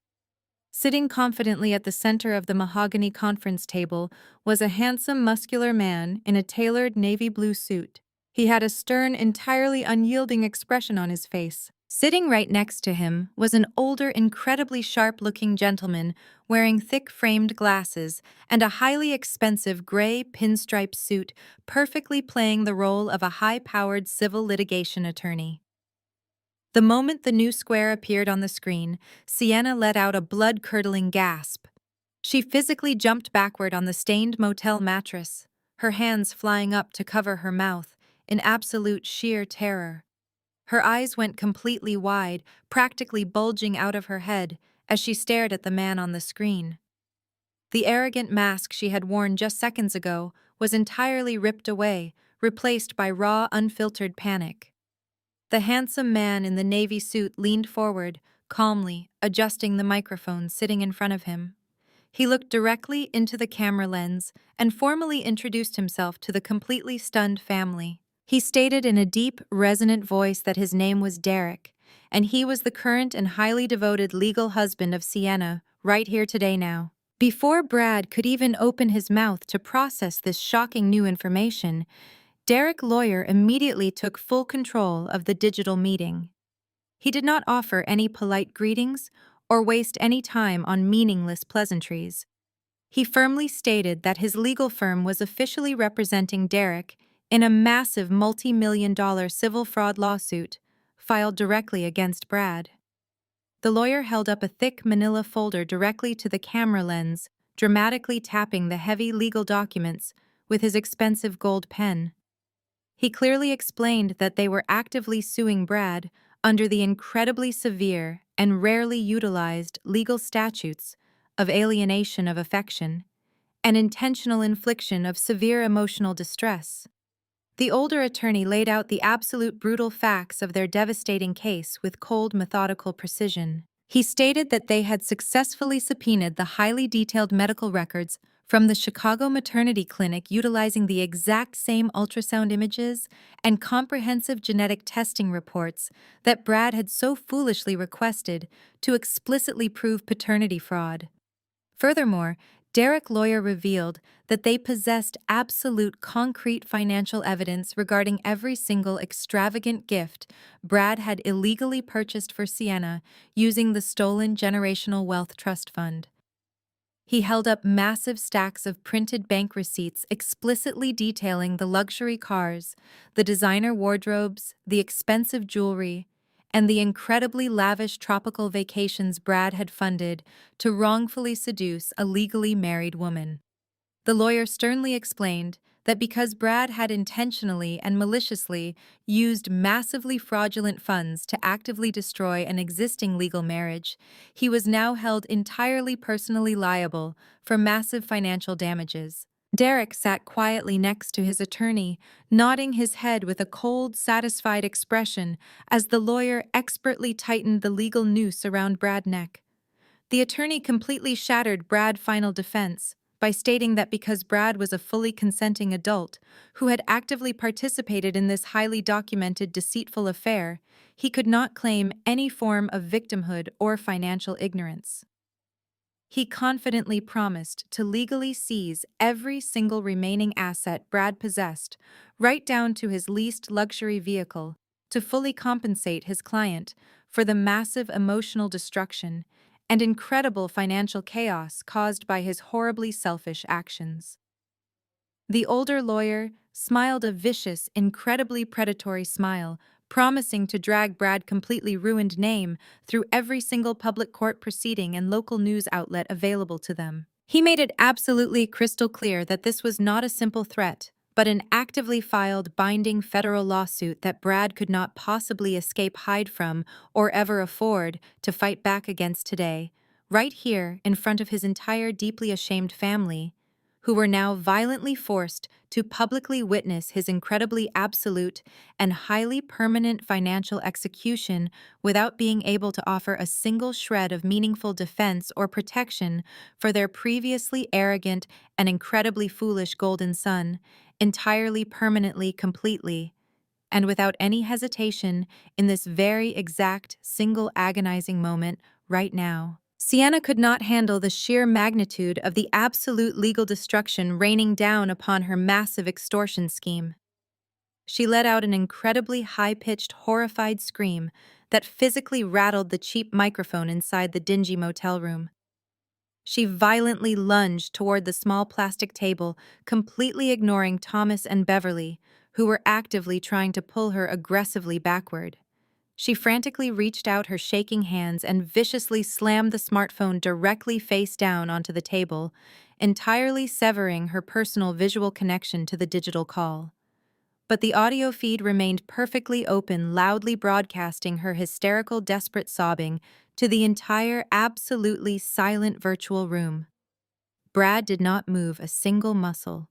He was left completely paralyzed, sitting rigidly on the edge of the mattress, staring blankly into the horrible floral wallpaper, his entire body trembling violently with absolute sheer terror. He had no house, no savings, no trust fund, and absolutely no defense against the massive federal and civil legal liabilities crashing down upon him right now. He was entirely, permanently, completely trapped in a massive, horrific legal nightmare he had selfishly, personally built with his own two entirely arrogant and completely foolish hands today. The devastating reality of the massive multi-million-dollar civil lawsuit completely paralyzed Brad, but his mother, Beverly, absolutely refused to accept defeat or take any accountability for her precious son's incredibly destructive actions. She aggressively leaned right into the smartphone camera, her face turning a deep shade of furious red. Beverly pointed her shaking finger directly at the lens and began viciously screaming at me, entirely ignoring the powerful lawyers sitting silently on the digital grid. She loudly accused me of maliciously orchestrating this entire horrific nightmare just to completely destroy their perfectly happy family out of pure spite and bitter jealousy. She shrieked that I had intentionally abandoned Brad when he needed my financial support, the most practically forcing him to seek comfort in the arms of another woman. She completely twisted the reality of the situation, claiming that if I had just been a better, more submissive wife, Brad never would have made these tiny little mistakes. Beverly dramatically clutched her chest, crying out that I was a cold-hearted monster who was actively cheering while their entire proud family legacy was being brutally ripped apart on a public digital screen. She demanded that I immediately call off my ruthless corporate lawyers and pay whatever ridiculous financial settlement Derek was demanding right now to successfully save her son from a terrible federal prison. She loudly proclaimed that family must always stick together through thick and thin, entirely forgetting how quickly she had just attempted to permanently banish me from their wealthy lives yesterday. She was completely unhinged, aggressively spinning a desperate false narrative where she and Brad were the innocent suffering victims, and I was the cruel, evil mastermind, entirely responsible for absolutely every single terrible thing currently happening to them today. She kept wildly screaming that I was aggressively destroying the sacred bonds of our entire family, violently tearing apart the wonderful, beautiful foundation they had successfully built over several long, incredibly hard decades of absolute, perfect, generational loyalty and completely unwavering, absolute parental dedication right here, right now. I did not interrupt Beverly while she completely exhausted her lungs screaming at me through the computer screen. I simply waited for her to finally run completely out of breath before I calmly unmuted my own microphone. I looked directly into the camera lens with a completely emotionless expression. and firmly stated that I had absolutely zero interest in saving a family that had actively participated in a massive criminal conspiracy to hide stolen financial assets. Thomas aggressively leaned forward loudly, demanding to know what ridiculous lies I was suddenly fabricating now. Instead of engaging in another pointless screaming match, I picked up my phone and held it directly up to the computer microphone. I calmly told the entire digital room that if they truly valued absolute family loyalty, they should probably pay extremely close attention to the incredibly revealing audio clip I was about to play for them today. I pressed the bright green play button right on my screen and turned the volume all the way up to its absolute maximum level. The incredibly frantic, terrified voice of Jasmine instantly echoed throughout the cramped, dingy motel room, loudly broadcasting her entire desperate phone call from the previous night. Everyone sitting on the mattress completely froze in absolute stunned silence as they listened to Jasmine violently throwing her entire family under the massive legal bus just to save her failing boutique fitness studio. The high-quality digital recording captured every single damning word with perfect crystal-clear clarity. They heard Jasmine explicitly admit that she and Kyle knew absolutely everything about Brad, secretly forging Thomas' personal signature to successfully drain the generational wealth trust fund. They heard her specifically state that Brad had sat right at her expensive dining room table, practicing the fake signature for hours before stealing the money. They listened in total absolute horror as Jasmine loudly confessed that Brad promised to give them a massive cut of the completely stolen cash to keep their gym doors open, explicitly making both her and Kyle active, willing participants in a massive federal financial crime. But the absolute worst part of the highly damaging audio recording was when Jasmine frantically begged me to completely reinstate my corporate financial guarantee, actively promising to physically deliver Brad highly encrypted hidden laptops directly to my lawyers to entirely ruin him in federal court. She aggressively swore on the recording that she would happily testify against both Brad and Thomas, claiming they were unhinged pathological liars who deserved to rot in a federal prison as long as she could keep her luxurious suburban lifestyle perfectly intact. The recorded audio vividly showcased Jasmine completely abandoning every single shred of her supposedly unbreakable family loyalty, offering up their darkest hidden secrets on a shiny silver platter just to save herself from complete financial ruin.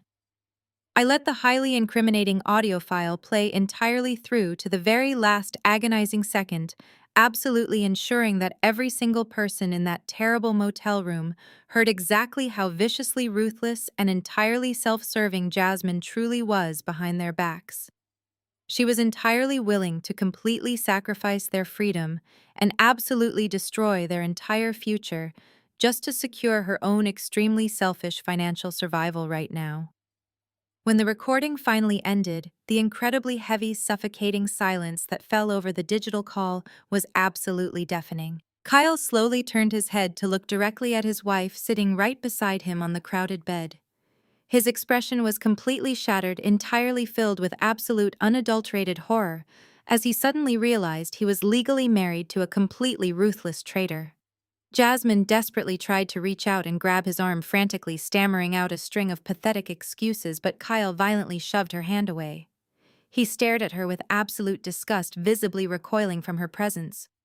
Thomas immediately erupted into a massive fit of completely unhinged, blinding rage. He aggressively lunged forward, pointing his finger directly at Jasmine and viciously screaming that she was a disgusting, selfish parasite. Thomas actively threatened to legally destroy her entire life for secretly plotting against him and attempting to send him to federal prison. Beverly joined the incredibly vicious screaming match at the top of her lungs, calling Jasmine a horrible, manipulative snake who had completely ruined their perfect family legacy. The entire family turned completely against each other, aggressively tearing themselves apart right on the legally recorded digital screen. Their highly toxic, perfect alliance was officially, permanently shattered entirely, resulting in a completely total, irrecoverable, and absolutely devastating family implosion right before my very own eyes here today.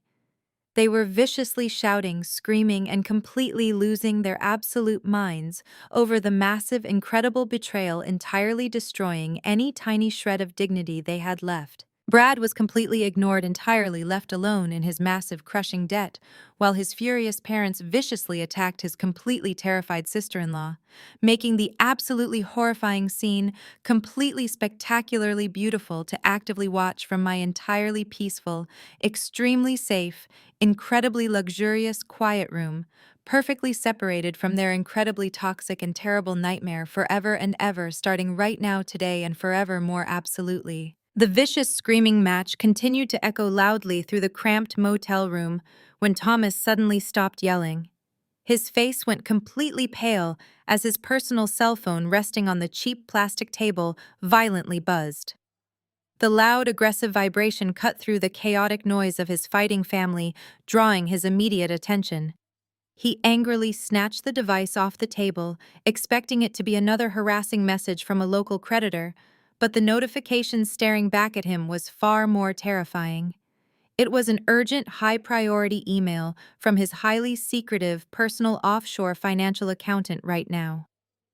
His hands began to shake uncontrollably as he tapped the bright screen to open the extremely frantic message. He had paid this specific accountant thousands of dollars in illegal under-the-table cash to keep his massive financial secrets completely hidden from the federal government. This man had explicitly promised Thomas that he would never contact him directly on his personal device unless it was an absolute life-or-death catastrophic emergency. The subject line of the urgent email consisted of just 3 incredibly horrifying words written entirely in capital letters, clearly stating, "Immediate federal asset freeze right now, today." Thomas completely ignored his crying wife and his absolutely paralyzed son as he frantically scrolled through the incredibly desperate message. His heart pounded violently against his ribcage, reading the terrifying opening sentences.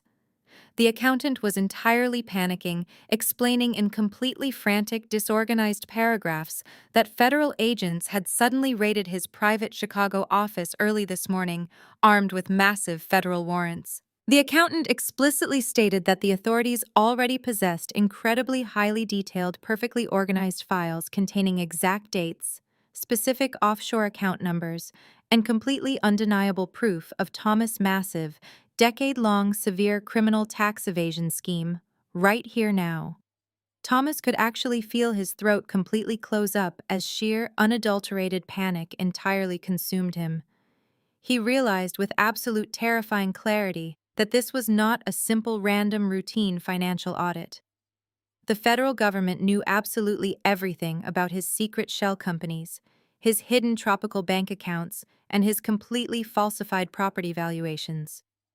He stared at the glowing screen, his vision completely blurring as the incredibly heavy weight of massive federal criminal charges physically crushed the very last tiny shred of his incredibly arrogant pride right here inside this terrible, dingy roadside motel room today, entirely forever right now. The incredibly terrified accountant continued his desperate email, delivering the absolutely most devastating financial blow Thomas had ever experienced in his entire pathetic life. He clearly explained that because the Internal Revenue Service possessed absolute concrete proof of massive intentional criminal tax fraud, they had officially immediately bypassed all standard notification protocols. The federal government had already successfully executed an immediate catastrophic total asset freeze across every single one of Thomas' domestic and international banking portfolios. The accountant explicitly confirmed that Thomas' massive luxury retirement accounts, his incredibly lucrative stock portfolios, and his completely hidden offshore trusts were completely gone. They were now completely legally locked, entirely inaccessible, and violently seized by the United States government, pending a massive, aggressive criminal federal investigation. Thomas frantically tapped his private banking application, desperately praying that the terrified accountant was somehow wildly exaggerating the completely terrifying situation. The loading circle spun for a few agonizing seconds before a bold red error message violently flashed across his screen. stating that his personal account access was completely permanently denied due to severe federal legal restrictions. He had absolutely $0 available to his name anywhere in the entire world right here and right now today. He could not even afford to pay for another single night in this disgusting, cheap suburban motel, let alone hire the massively expensive elite criminal defense attorneys he desperately needed to avoid spending the absolute rest of his miserable life rotting inside a federal prison cell. He looked up from his entirely useless phone, his face completely drained of all color, entirely resembling a totally terrified ghost. The absolute profound shock of losing millions of dollars in a single terrifying instant rendered him entirely completely speechless. His incredibly arrogant demeanor was completely permanently shattered entirely beyond absolute repair, forever now. The incredibly arrogant man, who had proudly stood at the head of the Thanksgiving table, aggressively mocking the working class for paying their fair taxes, was now officially entirely destitute, completely ruined, and actively facing incredibly severe, massive federal felony charges. He was entirely trapped, absolutely cornered by the very same legal system he had so confidently and viciously mocked, for decades entirely destroyed by his own massive, horrific, incredibly stupid, disgusting, totally, completely pathetic financial greed today. He was sitting there absolutely, totally ruined, completely beyond absolute repair forever, without any possible hope remaining inside his entirely destroyed life. I sat peacefully in my beautiful Swiss chalet and watched Thomas completely collapse inward on the digital screen, accurately reading the absolute sheer terror, completely washing over his devastated face. I leaned close to the laptop camera, offering him a very bright, completely genuine smile. I casually mentioned that he should definitely check his email because I knew exactly what terrifying message he was currently reading. I calmly explained that the Internal Revenue Service whistleblower office was incredibly efficient, especially when they were successfully handed a perfectly organized 500-page encrypted digital dossier containing his complete absolute financial ruin. I watched his eyes widen in absolute pure horror as he finally completely realized that I was the exact person who had actively orchestrated his massive federal destruction. His mouth opened and closed silently, totally unable to process the absolute magnitude of my incredibly successful retaliation. I casually added that the absolute best part of my completely successful plan was the standard 15% financial reward the federal government legally guarantees to their official corporate whistleblowers. I told him I greatly looked forward to receiving a massive federal check funded entirely by his violently seized retirement accounts very soon today. I did not wait for his completely broken response. I simply reached forward, smiled warmly, and permanently ended the secure digital call, entirely severing my ties to their completely destroyed toxic lives, successfully forever now. The screen instantly went completely black, leaving me in the beautiful quiet peace of my incredibly luxurious Alpine hotel room. I took a very deep, relaxing breath of the crisp, clean air, feeling a massive, heavy weight entirely lifting off my shoulders completely. The incredibly long, totally exhausting emotional battle was officially entirely over, and I had emerged completely victorious, without any absolute doubt today. I closed the silver laptop, completely locking away the horrible memories of their absolute, incredibly toxic, disgusting family dynamic. The severe consequences of their own horrific actions had naturally, absolutely, completely destroyed their entire reality, exactly as they entirely, truly deserved. I walked over to the massive glass window, looking out at my beautiful four amazing children, happily playing safely outside in the pristine white snow. They were entirely, perfectly, completely protected from the massive, devastating ruin I had just successfully permanently delivered to their completely toxic, totally ruined, incredibly, entirely pathetic, horrible, disgusting, awful, arrogant, absolutely terrible extended family. Exactly 48 hours after I permanently ended the incredibly dramatic legal Zoom call. My private cell phone began to vibrate violently on the marble kitchen counter. I had deliberately blocked all of their personal phone numbers from calling me directly, but they had somehow managed to borrow a cheap prepaid phone to entirely bypass my strict security blocks, leaving a massive string of incredibly long, frantic voicemails. I tapped the bright screen and opened the secure voicemail inbox, watching the digital audio bars jump wildly. The very first message was from Beverly, and the complete psychological transformation in her tone was absolutely staggering. Just 2 days ago, she was aggressively screaming at me through a digital screen, loudly calling me a vindictive monster and an evil mastermind. Now she was completely broken, violently sobbing into the receiver so hard she was actively hyperventilating. She cried that the federal government had officially seized their luxury Florida retirement condo and aggressively frozen every single bank account they had ever owned. She desperately begged me to immediately contact my ruthless corporate lawyers and somehow force the Internal Revenue Service to completely drop the massive federal criminal investigation. She was completely financially illiterate, genuinely believing I could just make a single phone call and magically undo the catastrophic legal damage they had brought entirely upon themselves. Beverly violently sobbed, begging me to completely forgive their terrible mistakes, claiming they were just old foolish people who did not truly understand what Brad was secretly doing behind their backs. She completely threw her precious golden son under the massive legal bus, repeatedly stating that Brad was entirely responsible for the stolen trust fund and the horrific medical debts. Then the second incredibly pathetic voicemail began to play. It was Brad, and he sounded entirely completely destroyed. He was loudly crying, practically choking on his own tears, as he frantically explained that he was currently sitting entirely alone in the dark, cheap motel room because Sienna had completely abandoned him.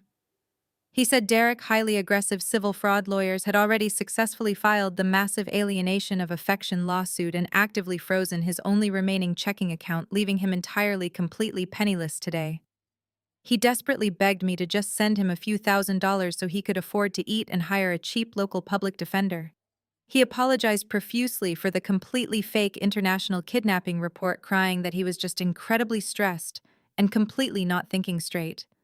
He begged me to drop my own legal actions, promising he would do absolutely anything I wanted if I just saved him from absolute immediate complete bankruptcy right now today. He loudly promised that he would completely change his entire personality and become the absolute perfect supportive husband I always wanted him to be, completely ignoring the absolute fact that our divorce was already completely officially finalized.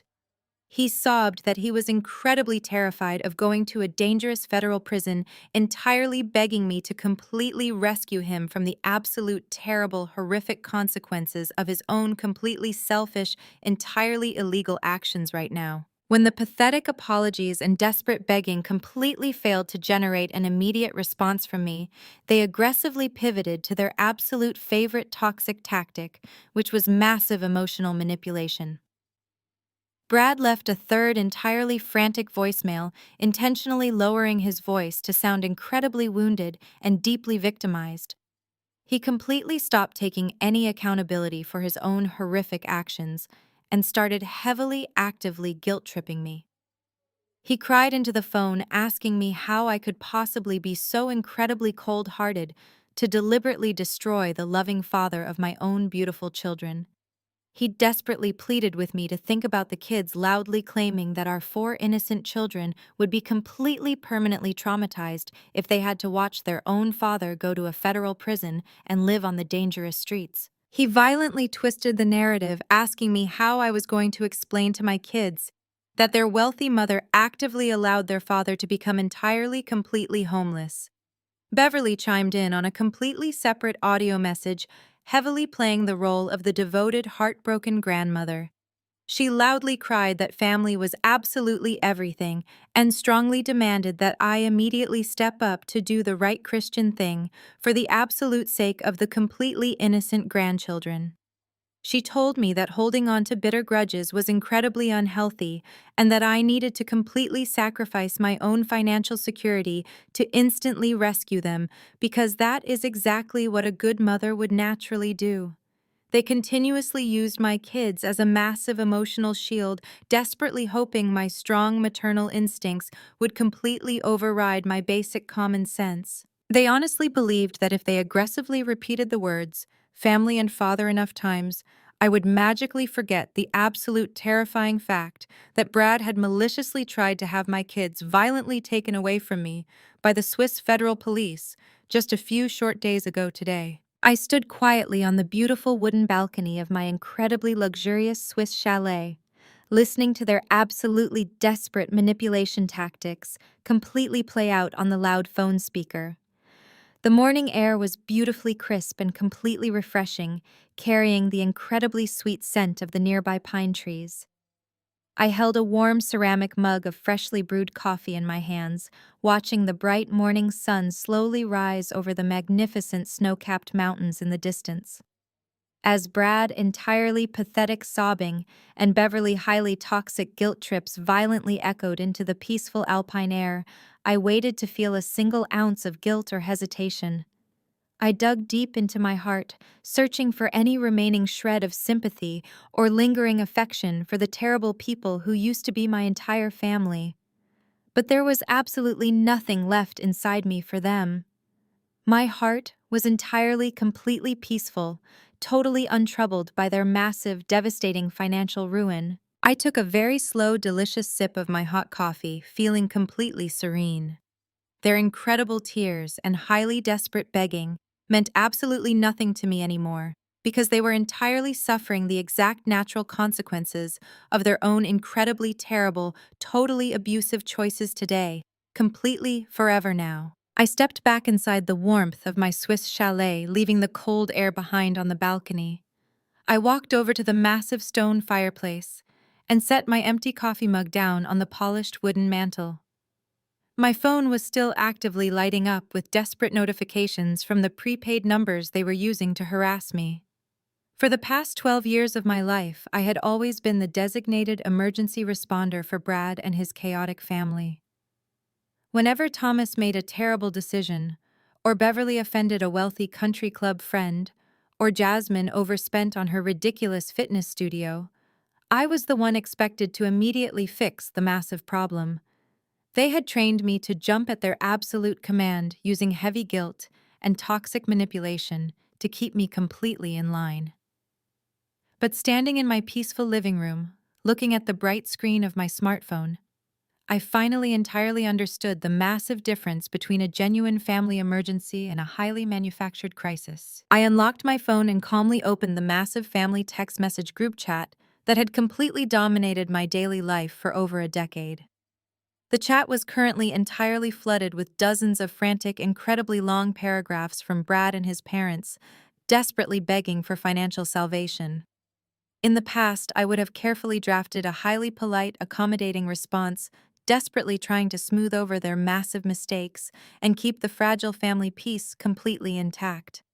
I would have quietly transferred funds and made the necessary phone calls to entirely save them from their own terrible stupidity. But today was completely different. I did not feel the usual heavy knot of anxiety in my stomach. I did not feel the absolute crushing weight of their massive toxic expectations. Instead, my fingers hovered over the digital keyboard with complete absolute certainty. I knew that engaging in another long emotional debate would only give them the incredibly toxic supply of attention they were actively craving. They did not actually want to apologize or take any genuine accountability for their horrific actions. They simply wanted me to quickly reopen my corporate bank accounts and magically restore their totally ruined wealthy lifestyle. I took a very slow, deep breath, completely centering my mind and my spirit. I was officially and entirely ready to deliver my final, absolute response to their massive, disastrous lives right here today. I firmly tapped the digital text box on my screen, watching the small, blinking cursor, completely ready to accept my final, incredibly powerful words. I did not type out a massive angry paragraph explicitly detailing every single terrible thing they had maliciously done to me over the past decade. I did not bother explaining how incredibly deeply they had hurt me, or how completely betrayed I felt by their horrible actions.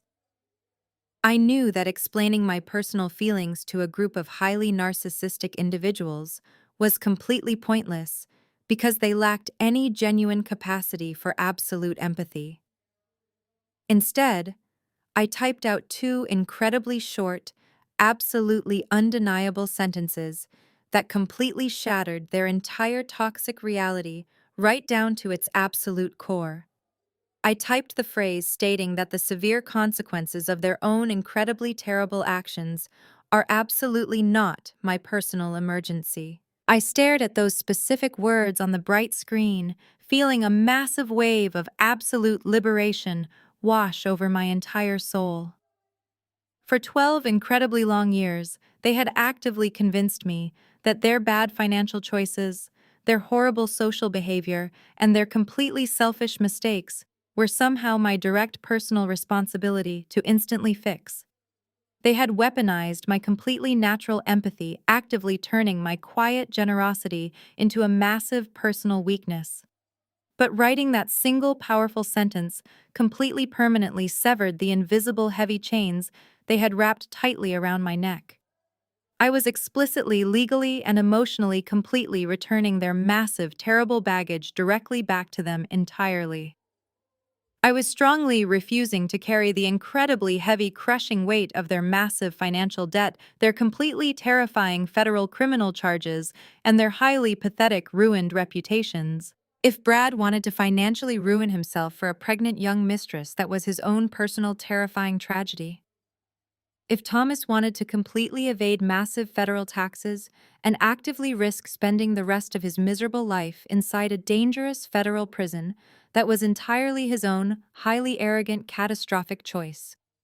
Their massive, completely devastating nightmare was officially entirely their own personal, horrible problem to solve, entirely without my massive, protective financial shield. I took another deep breath and carefully typed the second absolute final sentence into the group chat, clearly stating that they must absolutely never contact me or my wonderful innocent children ever again. I explicitly established the absolute ultimate entirely impenetrable boundary, completely, permanently, entirely, forever right now. I did not hesitate for a single second before I firmly pressed the bright blue send button on my smartphone screen. The small digital message instantly delivered directly into the chaotic family group chat, completely sealing their absolute fate forever. I did not wait to read their incredibly frantic incoming replies or listen to any more of their violently desperate audio voicemails today. I immediately navigated to my phone settings and systematically permanently blocked every single prepaid number they had utilized to contact me. I blocked their personal email addresses, I completely restricted their social media profiles, and I officially directed all future communications straight to my corporate legal team. The absolute deafening silence that instantly followed the execution of those strict boundaries was the most incredibly beautiful sound I had ever experienced in my entire adult life. There was no more screaming, no more toxic manipulation, and absolutely no more completely exhausting financial drama. I was finally completely, entirely, totally free. The incredibly heavy dark shadow they had cast over my entire existence was officially permanently gone. The ultimate revenge was simply walking completely away, leaving them absolutely entirely trapped inside their own horrific destruction forever today right now. 6 months have passed since I permanently severed all ties with my former in-laws, and the heavy dust has finally completely settled over their absolutely disastrous lives. The passage of time has brutally delivered the exact natural consequences they so incredibly arrogantly believed they could forever escape. Brad is currently working the grueling overnight shift, stocking heavy boxes at a massive local hardware store. He looks completely exhausted, his formerly confident posture entirely defeated by the crushing reality of his massive financial ruin. Every single week, the federal government and Derek ruthless civil litigation lawyers aggressively garnish the absolute maximum legal amount directly from his meager paycheck, leaving him with barely enough money to afford his terrible cramped apartment. He spends his miserable days completely alone, entirely abandoned by the pregnant mistress he foolishly destroyed his entire life to impress. Meanwhile, Jasmine and Kyle are currently navigating a highly vicious, entirely public divorce. Without my corporate financial guarantee, their luxury boutique fitness studio was aggressively seized by the commercial landlord, resulting in a completely humiliating public eviction right in front of their wealthy suburban clientele. Jasmine is now completely financially ruined, her carefully curated social media image entirely permanently shattered. She actively blames Kyle for their massive failure, and they spend their days viciously attacking each other in mediation rooms, completely drained of any remaining funds. The absolute hardest fall, however, completely belonged to Thomas and Beverly. The Internal Revenue Service did not show them a single ounce of mercy. The massive federal audit successfully exposed over a decade of severe intentional tax fraud, resulting in the total permanent seizure of their incredibly lucrative retirement accounts, their hidden offshore trusts, and their luxury Florida condo. They were completely violently forced to quietly relocate into a very cheap, incredibly tiny rental apartment located in an entirely undesirable neighborhood far away from their previous wealthy life. Their incredibly elite country club friends, who used to happily drink their expensive wine and laugh at their terrible jokes, completely immediately abandoned them the very second the massive federal tax scandal hit the local news. They are now completely, entirely isolated, spending their miserable days bitterly sitting in a tiny living room, blaming absolutely everyone else in the entire world for their completely massive, devastating, horrific financial ruin today. Thousands of miles away from their completely toxic, incredibly devastating massive financial nightmare, I am standing peacefully on the beautiful wooden wrap-around deck of my stunning permanent Swiss home. The morning air is incredibly crisp and completely refreshing, filling my lungs with absolute pure, clean peace. I am holding a warm mug of hot chocolate, gently resting my hands against the smooth ceramic as I look out over the magnificent snow-covered Alpine valley stretching beautifully, completely endlessly before me. Right down below, in our massive, perfectly secure backyard, my 4 beautiful children are happily laughing and joyfully playing together in the deep, fresh snow. Leo and Sam are aggressively building a massive, highly detailed snow fort, while Mia and Zoe are happily taking turns pulling each other on a bright, red wooden sled. Their incredibly bright, innocent laughter beautifully echoes through the quiet, peaceful mountains, totally entirely replacing the horrible, dark, toxic screaming that used to completely fill our entire daily lives back in the United States. They are doing absolutely incredibly well, completely thriving in their wonderful new international school, learning a brand new language and making wonderful, supportive new friends. They are entirely safe, completely protected, and deeply, unconditionally loved. I watch their rosy red cheeks and incredibly bright, happy smiles, and I feel a massive, overwhelming wave of absolute, profound gratitude completely wash over my entire soul. The incredibly heavy, constant anxiety that used to completely severely dominate my entire previous existence is officially, permanently, completely gone. I am no longer constantly walking on fragile eggshells, desperately trying to perfectly please incredibly arrogant, ungrateful people who actively, violently despised my completely independent corporate success. I am highly successfully actively managing my incredibly lucrative international cybersecurity firm entirely from the beautiful, peaceful comfort of my own incredibly quiet private home office. I am absolutely entirely completely present for every single beautiful, tiny, precious moment of my growing children, incredibly wonderful lives. My incredibly massive corporate career is actively, beautifully thriving, exactly as my completely healthy, happy, peaceful, incredible family is today. I have successfully built a completely beautiful, entirely authentic, highly wonderful life, perfectly filled with absolute genuine love, completely unconditional, absolute respect, and incredible, entirely impenetrable absolute peace. Looking back on the incredibly chaotic, terrifying events of the past 2 years, I have finally completely realized the absolute most incredibly profound, beautiful truth about highly toxic people. The absolute greatest, most incredibly satisfying ultimate revenge was never actually about me actively, aggressively destroying them.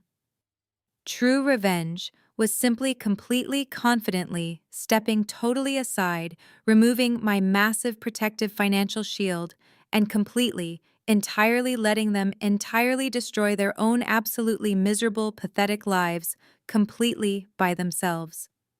I did not actually have to raise my voice or aggressively fight them in the mud. I simply strongly enforced my absolute impenetrable personal boundaries, entirely presented the undeniable legal consequences, and completely walked totally away into my own beautiful, incredibly bright, amazing future. While they were entirely, completely aggressively busy, completely ruining themselves with their own absolute, incredible toxic greed and massive foolish arrogance. I was completely, entirely busy, beautifully, aggressively building a massive, incredibly wonderful, safe, highly successful, incredible personal empire. I actively chose my absolute perfect peace entirely over their completely toxic, exhausting, massive, endless, chaotic, incredibly pathetic drama today, entirely forever now and absolutely always. The incredibly powerful lesson I have learned from this challenging journey is that your personal peace is the absolute most valuable asset you will ever own in your life. You cannot magically fix toxic people, and you must never sacrifice your own mental health or financial stability trying to save arrogant individuals from the natural consequences of their own terrible choices. True love and genuine family loyalty should never require you to abandon your self-worth. Setting strict personal boundaries is not an act of selfish cruelty. It is a profound act of vital self-preservation. Your value is never defined by how much you can endure from those who refuse to respect you. Taking back your power means recognizing that you are the author of your own story, and you have the absolute right to write a beautiful, peaceful ending. When you finally bravely stop funding the chaotic drama of manipulative people, you create the necessary space to build the beautiful, peaceful, and highly successful life you deeply deserve today. If this personal story of resilience, healthy boundaries, and ultimate success resonated with your heart today, please take a moment to hit that subscribe button and like this video. I would absolutely love to hear your own inspiring stories down below in the comment section. Have you ever bravely walked away from toxic, manipulative people to finally build your own magnificent, peaceful empire? Please share this empowering video with anyone who might truly need a strong reminder that setting firm personal boundaries is the beautiful beginning of an incredible new life. Thank you so much for watching, and remember that your greatest power always lies in your ability to peacefully walk away